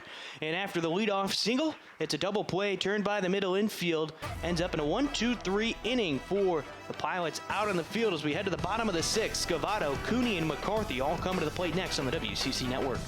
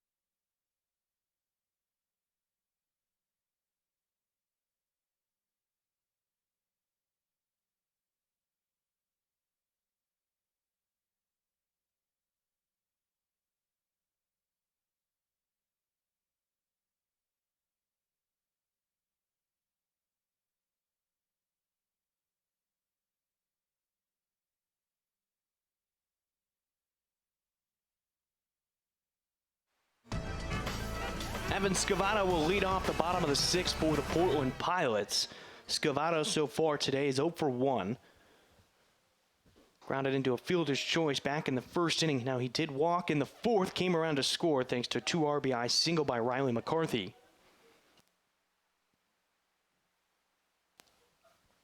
Takes our first pitch strike and puts one right back up the middle. A leadoff single for Scavato. And the Pilots, and that'll bring up Christian Cooney, who's 1 for 2 today. Cooney, who grounded out to third to Vaquero back in the second, hit a double in the fourth out into right field. And that's his only hit. Here's another look at that last hit by Scavato. Just elevated fastball. He was able to get right on it, send it right back up the middle as Scavato takes his lead off at first. He's about 6 feet off the bag. Kirby not worried about him. Cooney thought about swinging at that first pitch, doesn't. Called a strike at the knees, inner part of the plate, 0-1. You see Choate right there in the dugout giving the pitching calls for LMU. He's done a great job with this staff. Not only with the staff, but this team as a whole. Breaking ball, just missing out of the zone to even the count at 1-1. I mean, this team doesn't produce a lot of errors. They play clean baseball. Their pitching staff has done well in conference.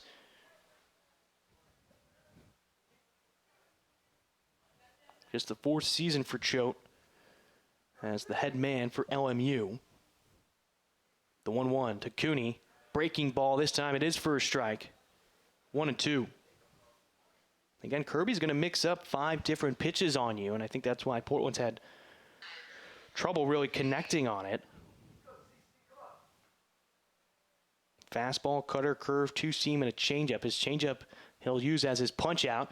And there, Cooney gets one off the end of the bat. It's going to be played by Dylan Dennis. He applies the tag as Cooney runs down the line. And moving up to second is Scavato on the fielder's choice. Or excuse me, on the 3 unassisted, I should say. And then I'll bring up Riley McCarthy, who's having his best game of the season so far. Came into today 2 for 18. Already has 2 hits today, and that's the most he's had in a single game so far this season. And he also has 2 RBI, which he picked up back in the 4th, thanks to a 2 RBI single into left field.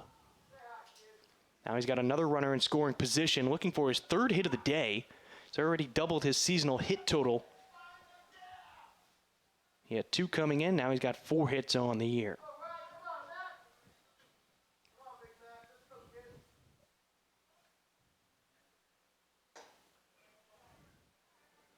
Kirby ended the 5th with 75 pitches. Now that's 15 pitches per inning. So he's being efficient out on the mound. Again, we heard that Kirby could go up to 120 pitches. He's got a longer leash than, say, Barrera. And Barrera went 7 2/3 yesterday.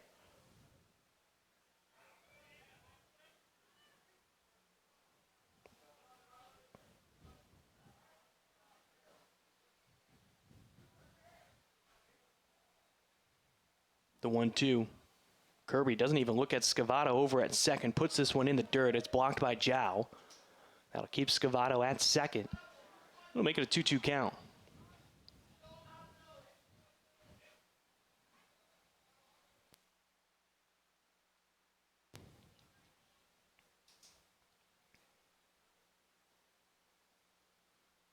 Two.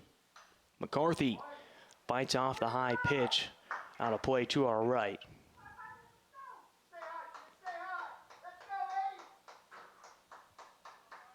McCarthy's been the most effective hitter for Portland today. Again, with those 2 hits and the 2 RBI. She's hitting out of the 7-hole. Breaking ball in there for a strike. He wanted to swing and he knew it. He's a bit frustrated with himself as he heads back to the dugout. 2 away now for Portland as Ty Saunders will come to the plate. The shortstop, number 5, Ty Saunders.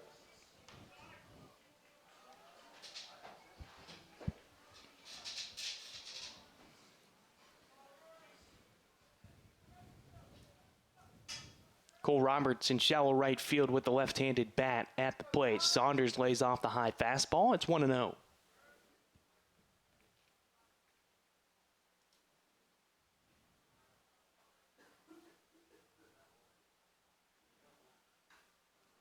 Fouled back into the netting. We'll go back to the 1-1 count on Ty Saunders. Pilots don't need to try to tie it up all in 1 inning. They've got 3 more frames after this one, but if you can at least get 1 run here, makes things a little bit easier. It's 2-1 now on Saunders. Kirby's at 83 pitches through 5 2/3 of work. He's giving up 6 hits, only the 2 earned runs so far as Saunders fouls off another one. This time it goes above the dugout for Portland, a 2-2 count.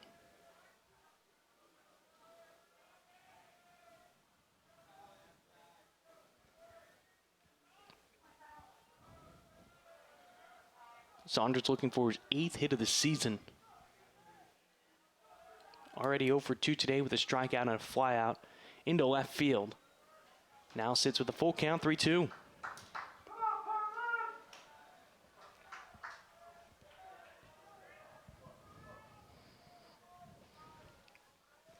Portland started out hot in conference play. They were 6-0. As Saunders pops this one up on the left side of the infield. Baquero near the bag, now comes on the infield grass, makes the catch. And that will end the threat from the Pilots. No runs coming to score after the leadoff single from Evan Scavato. And it remains an 8-2 ball game as we head to the 7th inning. Coming to the plate, it's Wow, Dennis, and Ornelas when we return on the WCC Network.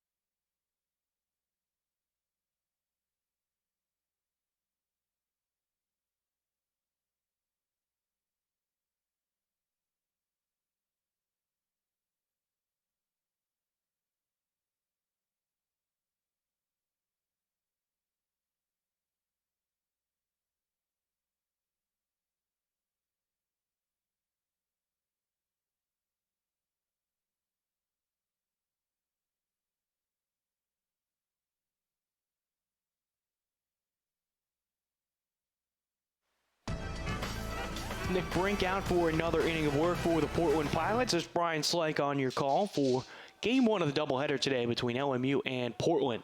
Check swing. Called a strike on Connor Blau. He'll start out 0-1. Blau did not reach base yesterday. That ended his 16-game on-base streak. Started out with a strikeout today, but since then, back-to-back walks as he takes ball 1 in this at-bat. It's 1-1.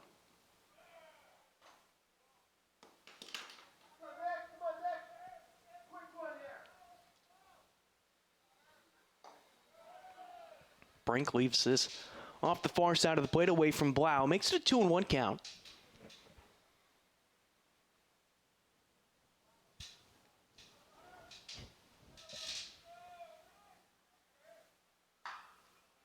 This ball hit into shallow right field. Coming in is Cooney. He's going to let it bounce in front of him.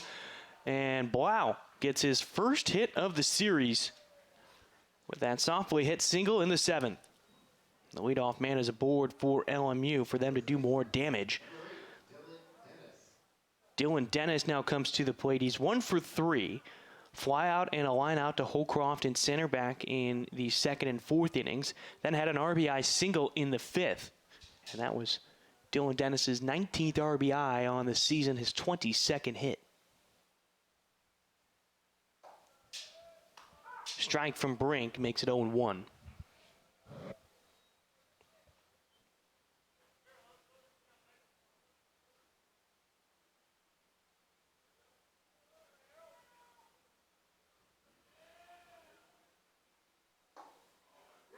Check swing from Dennis. First base umpire Heath Jones saying he did not go around. That'll make it a 1-1 count.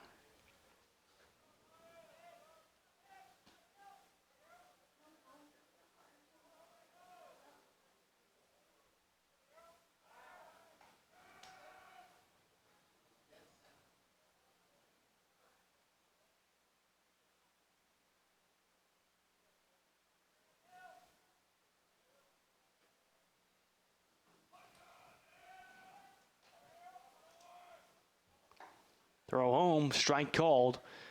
Now Brink ahead in the count, 1-2.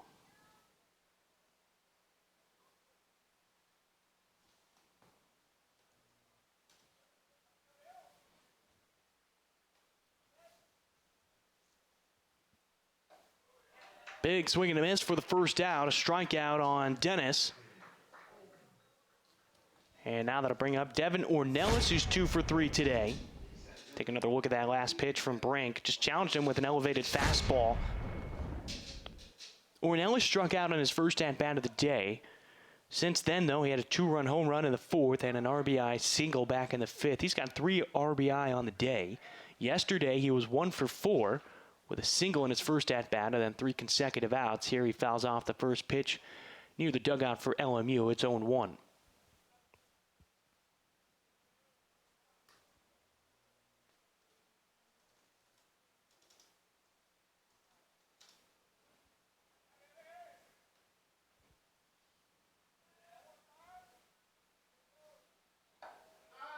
Strike 2 called on Ornelas.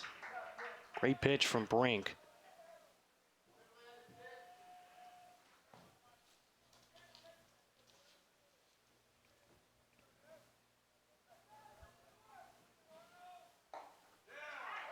Back-to-back strikeouts for Brink after allowing that leadoff single. And so now 2 away here in the 7th, and that'll bring up Cole Roberts, who's 0 for 3 today. And again, another elevated fastball by Brink, just challenging the hitter at the plate. Can't get to it.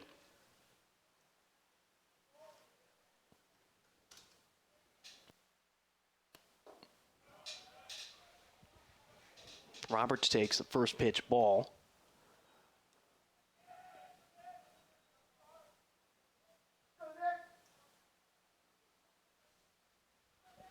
Spencer Scott, the third baseman, now even with the bag over at third as Brink throws home. Strike called. First one on Roberts in this at-bat, 1-1, as he gets an explanation on where that last pitch was.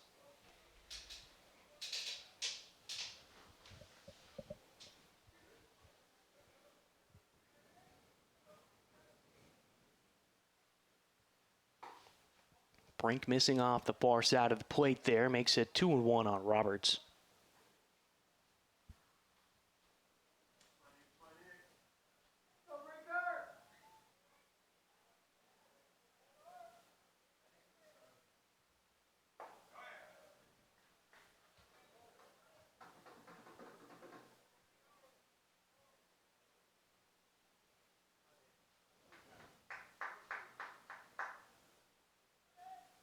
Three-one to Roberts. Small lead over at first. Ground ball over to Spencer Scott at third. Knocks it down, stays with it, and delivers it over to first to get Roberts. 0 for 4 on the day. They strand the runner on the bases. No runs come in to score as we head to the bottom of the 7th inning. Stand up and stretch. It'll be Spencer Scott, Jake Holcroft, and Nick Klemp when we return on the WCC Network.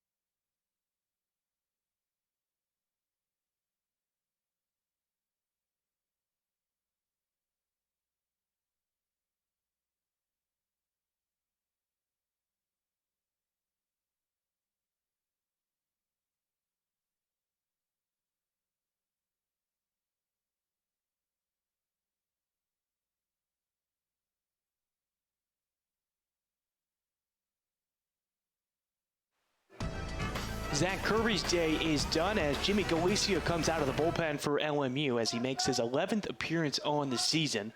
Has a 1-2 record with a 6.38 ERA, 18 and a third innings of work on the year as he's surrendered 22 hits, 13 earned runs, has 13 strikeouts to just 5 walks. Opponents are hitting .286 against him on the year. And the first person he goes up against is Spencer Scott, who's 0 for 2 today. Strikeout looking and a fly out to center field. Here's a chopper over towards short. Casillas gets the short hop and takes his man off the bag. Dennis tried to apply the tag as he came off of first base. Scott will be safe, and that'll have to be an error on the shortstop, Benny Casillas. We'll get a better look at it right here. You see Dennis clearly off the bag and nowhere near close to applying that tag on Spencer Scott.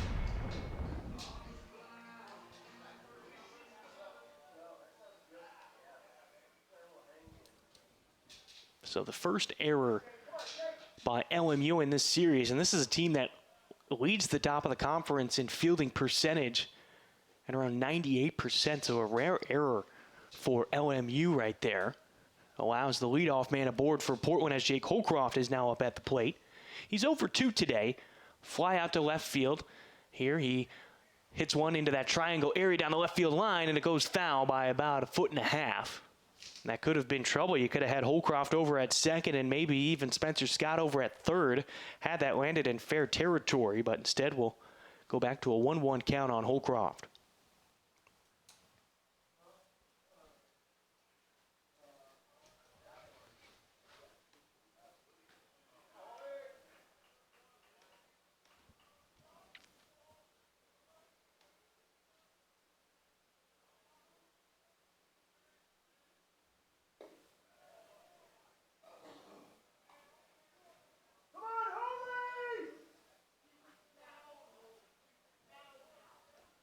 Holcroft has hits in 14 of his last 15 games. He has already reached base today with a walk back in the first. Ground ball off the glove of Galicia. High throw over to first, but it beats Holcroft. Moving up to second is Scott. He's now in scoring position. And with one away, that'll bring up Nick Klemp. who's 1 for 3 today. A strikeout, a pop out, and a single back in the 5th, where he got left stranded.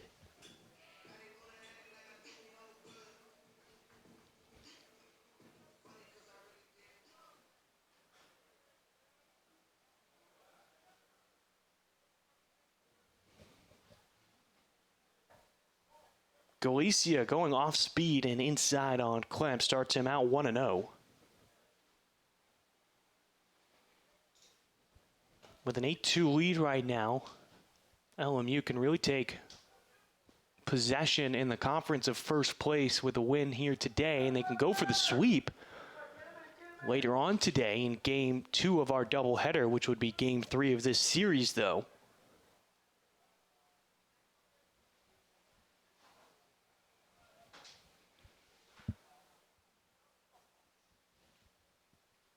But no sweeps in the series, though, since 2017.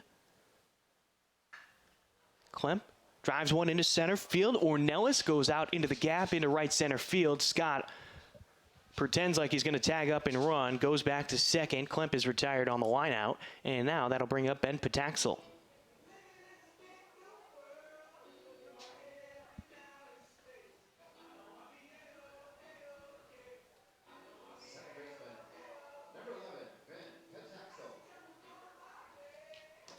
Pataxel steps to the plate. He is 1 for 3 today. 2 flyouts, 1 to right field, 1 to center field. His lone hit, though, came in the first inning where he singled, but he was left stranded over at first base to end that inning. First pitch from Galicia.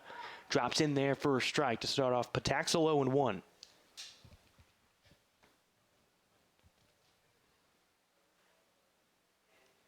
Kirby got through 6 innings of work, only 88 pitches, so we heard that he could, had he been staying efficient. He did run into some hot water in his last inning, allowing a base runner on, but only 88 pitches. We heard he could go over 100 during the day. Gave up 6 hits, 2 earned runs, 4 strikeouts, 2 walks, and 1 wild pitch for him.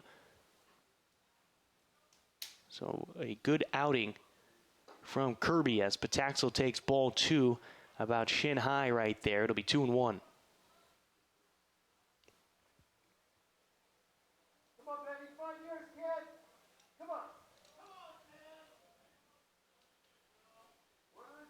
Infield playing back. Pataxel fouls it almost directly into the dugout for Portland as Scavato plays that one just inside that fence. Briley Knight is on deck if Pataxel can keep this inning going.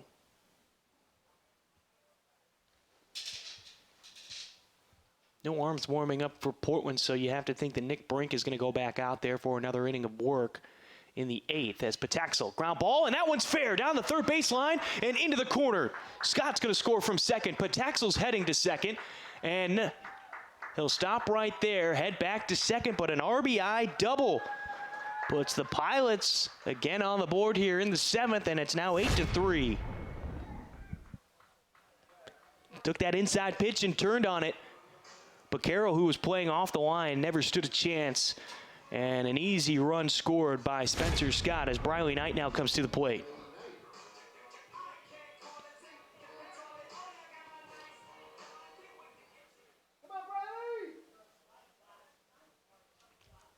Knight is 0 for 3, 2 flyouts and a ground out. Swings at the first off speed from Galicia. Not enough bat on that one. He'll start out at 1-0 or 0-1, excuse me.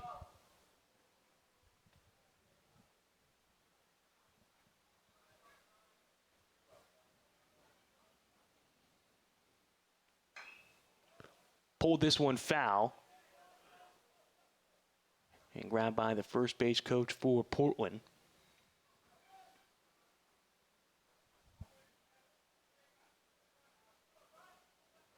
So Knight will step back into the box with runner in scoring position.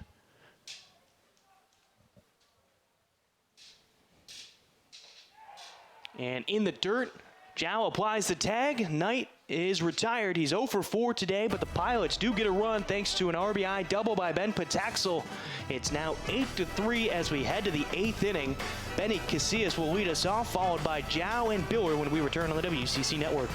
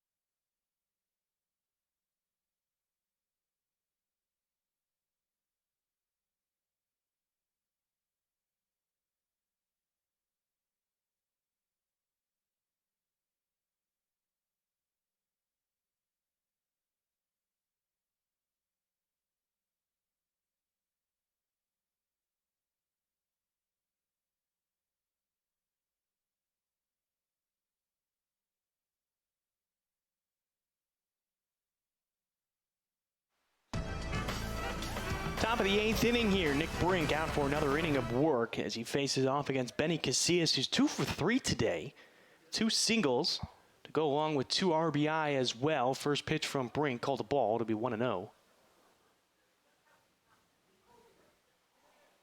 Brink came in relief of Brock Gillis, who allowed 6 runs. 3 of those were earned.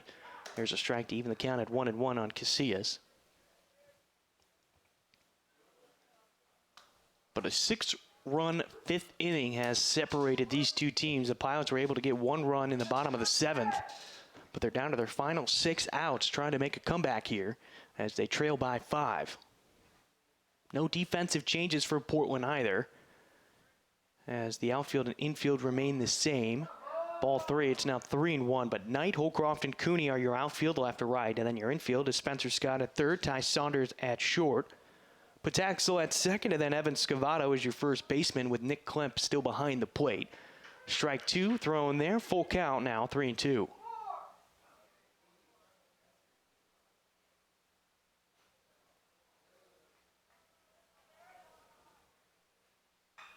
Ground ball over to Scavato. He fields it to his left. He'll step on the bag, 3 unassisted to start off the 8th inning.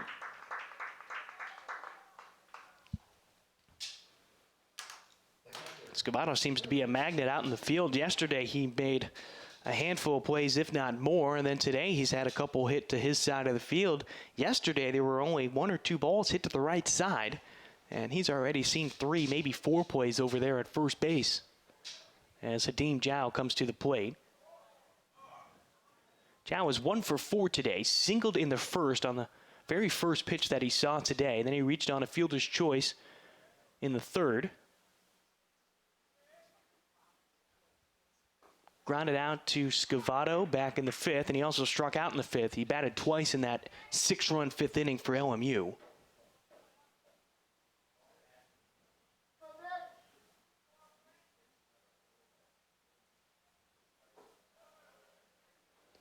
Missing low there puts Zhao in the driver's seat at a 2-1 count.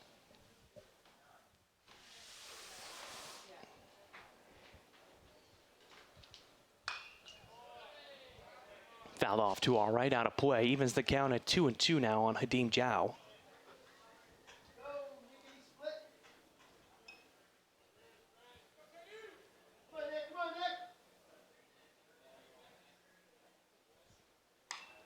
Zhao got jammed inside and sends a slow roller in front of LMU's dugout.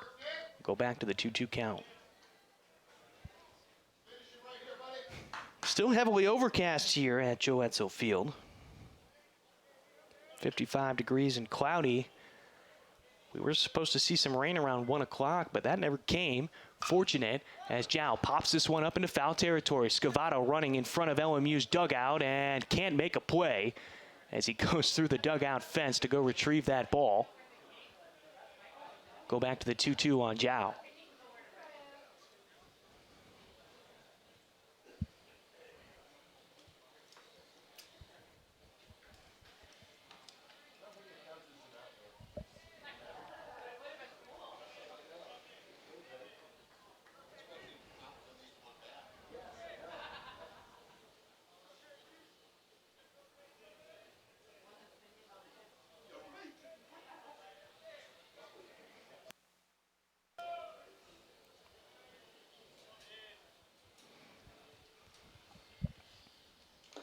Zhao chases into the glove of Klemp, 2 away. His second strikeout of the day. And that brings up Sam Biller, who's been very effective at the plate. 3 for 4 with 2 singles and a double as you see Zhao chasing.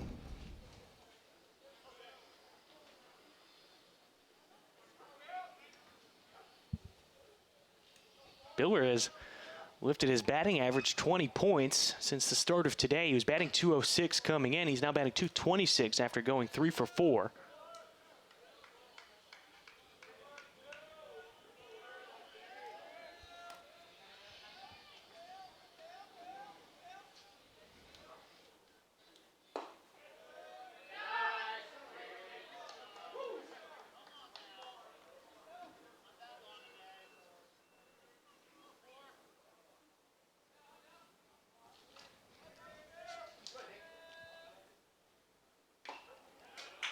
Fouled off into the glove of Klemp for a strike. 1-2 now as Brink's a strike away from getting out of this inning. Again, he came back in the 5th. Since then, he's only allowed 2 base runners. Fly ball down the left field line, and this one is going to go towards the Pianovi hitting facility, actually off of one of the benches in the bullpen for Portland. So back to the 1-2 count.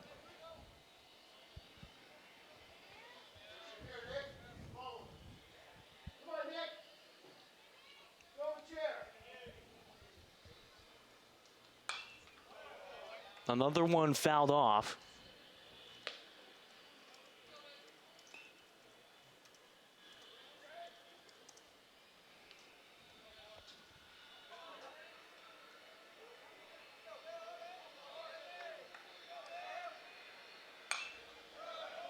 This ball fouled away again as Biller making it a tough out right now.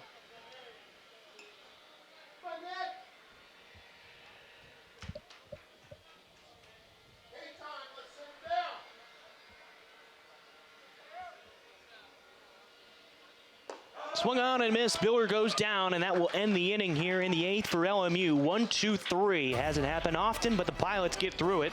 We head to the bottom of the 8th. Scavato, Cooney, and McCarthy coming to the plate when we return on the WCC Network.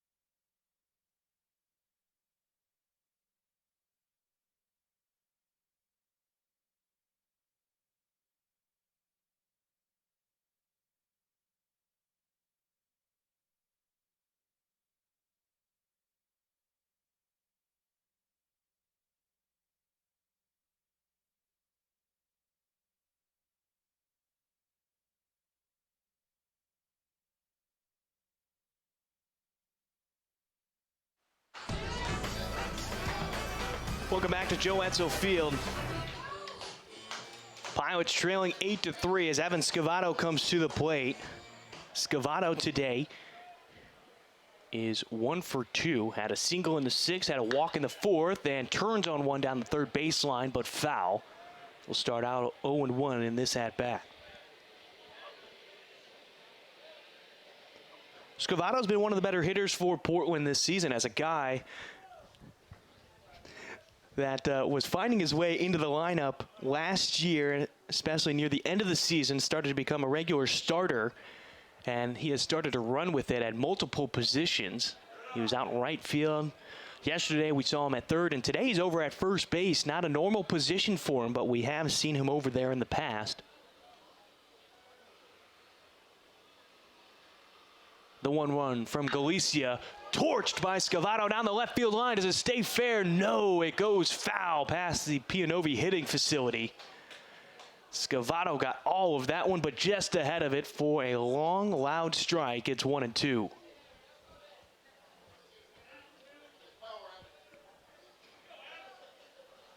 Have to think that Galicia will probably go low and away on this one with a breaking pitch. So he left that one elevated for Scavato. Here's the 1-2. And Scavato was unsure of it. You could see as he took that swing, he goes down with a strikeout to start off the 8th inning. Now to bring up Christian Cooney, who is 1 for 3 today. 2 groundouts, but he did have a double back in the 4th. He came around to score thanks to Riley McCarthy's 2 RBI single, as McCarthy is the next man on deck right now. Galicia's first pitch to Cooney. Roped into left field, going back, it's Biller and Yabo for Christian Cooney. First home run of the season And that ball left in a hurry. Biller never stood a chance out in the left field, and the Pilots get another run here in the 8th. They now trail 8-4.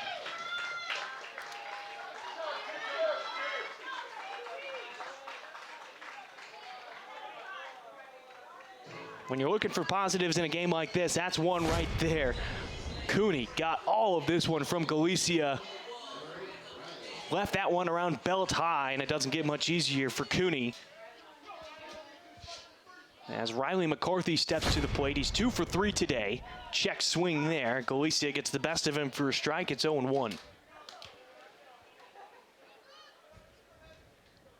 McCarthy with 2 singles, which doubles his hit total on the season. He was 2 for 18 coming in. He now has 2 hits in this one to go along with 2 RBI, which also doubles his seasonal total. He only had 2 coming in. He now has 4 on the season. The 1-1 with the infield playing back against McCarthy. Delivery from Galicia. Chopper up the middle. Casillas going to play it towards the bag at second, and the easy throw over to first retires McCarthy. 2 gone, and that'll bring up Ty Saunders, the shortstop for Portland today. The switch hitter batting from the left side against the right-handed arm.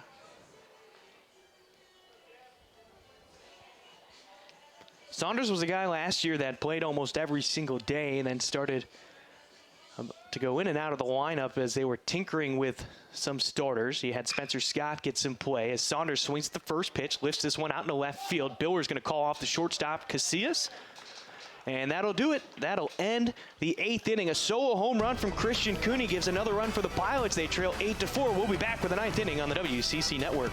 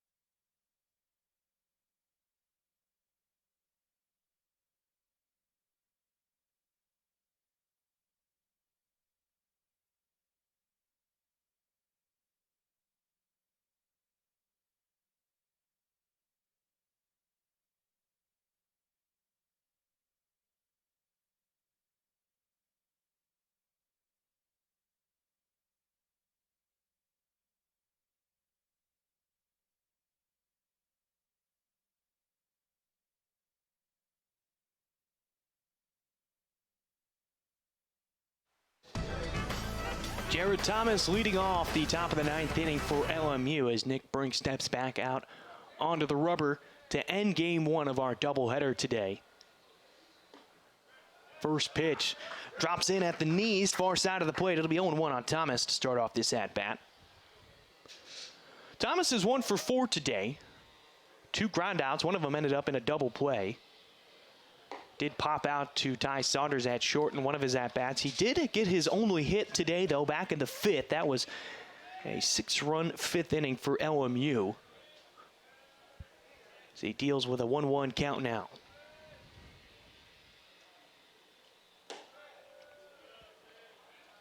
Clamp gloves this one in the right-handed batter's box.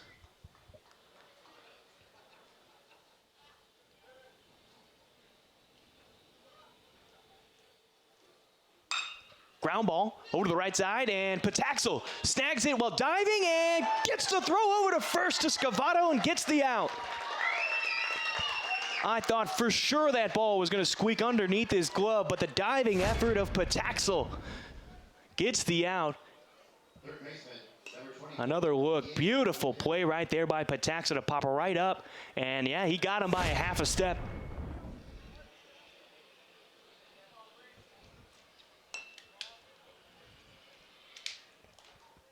Diego Baquero now up at the plate. Baquero will have strike one to start off this at-bat. Walked in the first, lined out to center field, and back in the third, had a 2 RBI error that you could have back in the fifth, as he hit a hard-hit ground ball over to Spencer Scott that bounced up and then went what looked to be bouncing off of his midsection back towards second base. So that allowed 2 runs to come in and score. This ball fouled off to our right, and that'll be a second strike to Vaquero. Otherwise, his other at-bat back in the 6th inning, he flew out to Holcroft in center field.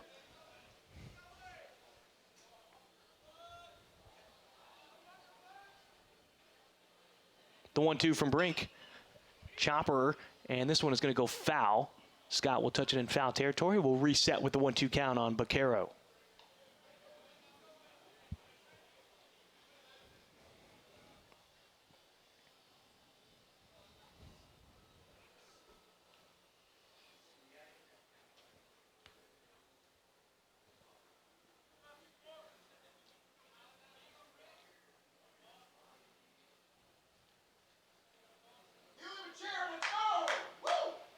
Brink is ready. Back on the rubber as Vaquero steps into the box.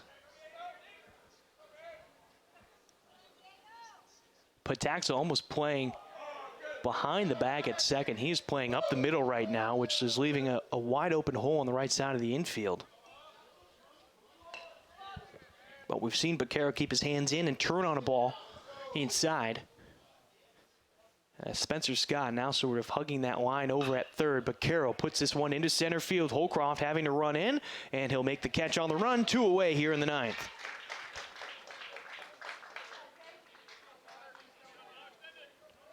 And that'll bring up Connor Blau. Blau, who had a 16-game on-base streak, ended yesterday.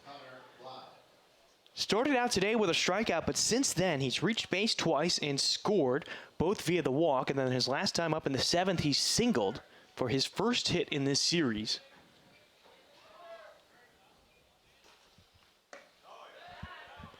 Not enough bat on that swing right there. Makes it 0-1 as he chased a fastball away.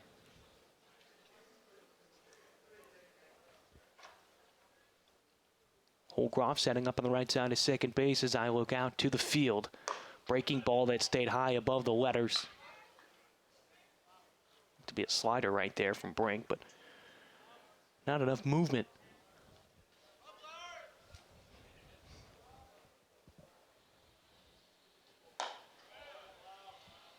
No chase from Blau right there. 2-1 is the count here in the 9th.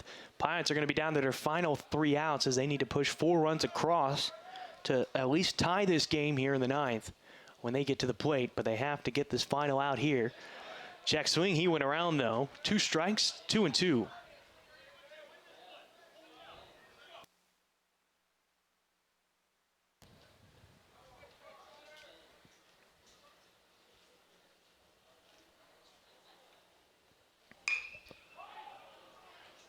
Fly ball into left field. Knight is going to range towards the line, make the catch, and that will end the inning. 1-2-3 for LMU. A couple of fly outs and a ground out. And a terrific play by Ben Pataxa as we head to the bottom of the 9th inning. Coming to the plate for the Pilots, Scott, Holcroft, and Klemp when we return.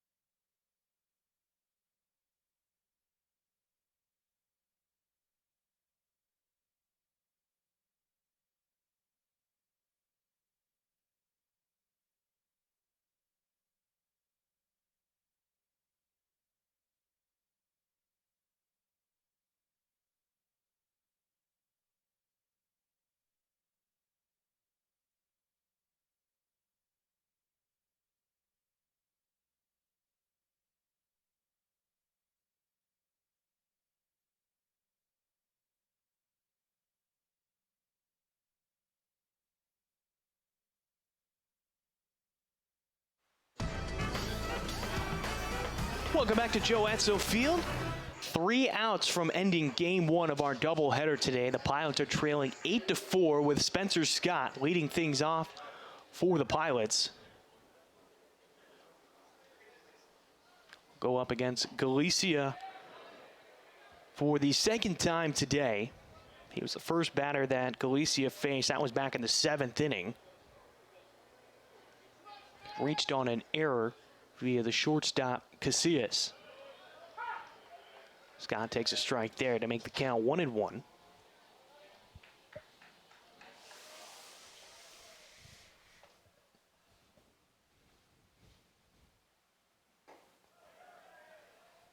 Check swing, I don't think he went around, and Heath Jones, the first base umpire, saying he did not go around either.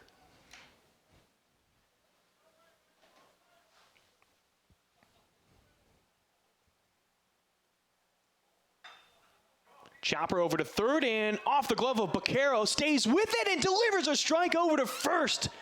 He gets Spencer Scott. What a play right there by Diego Baquero to stay with it as he initially had it in his glove. It popped out, spins and still delivers a strike over to first. Another look. And that's why you'll see this guy possibly get drafted when the MLB draft comes around.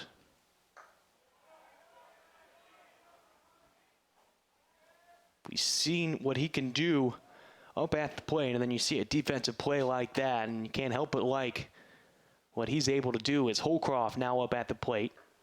Takes a strike there to even the count at 1-1. Holcroft is 0 for 3 today with a walk.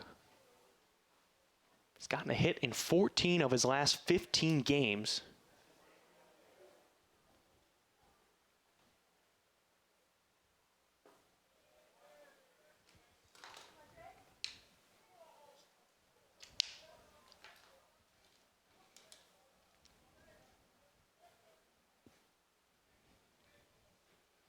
Baquero off the line at third. Here's the 2-1 delivery to Holcroft. Puts this one in the field of play, popped up into left field. Casillas is called off by Biller as they cross paths, and 2 away.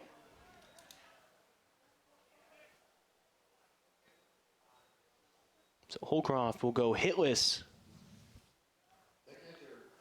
And that'll bring up Nick Klemp. Klemp is 1 for 4 today, a single back in the 5th, but he struck out in the 1st, had a pop out in the 3rd, and then he lined out to center field to Devin Ornelas back in the 7th inning as the Pilots are down to their final out. First pitch, Klemp takes as a strike.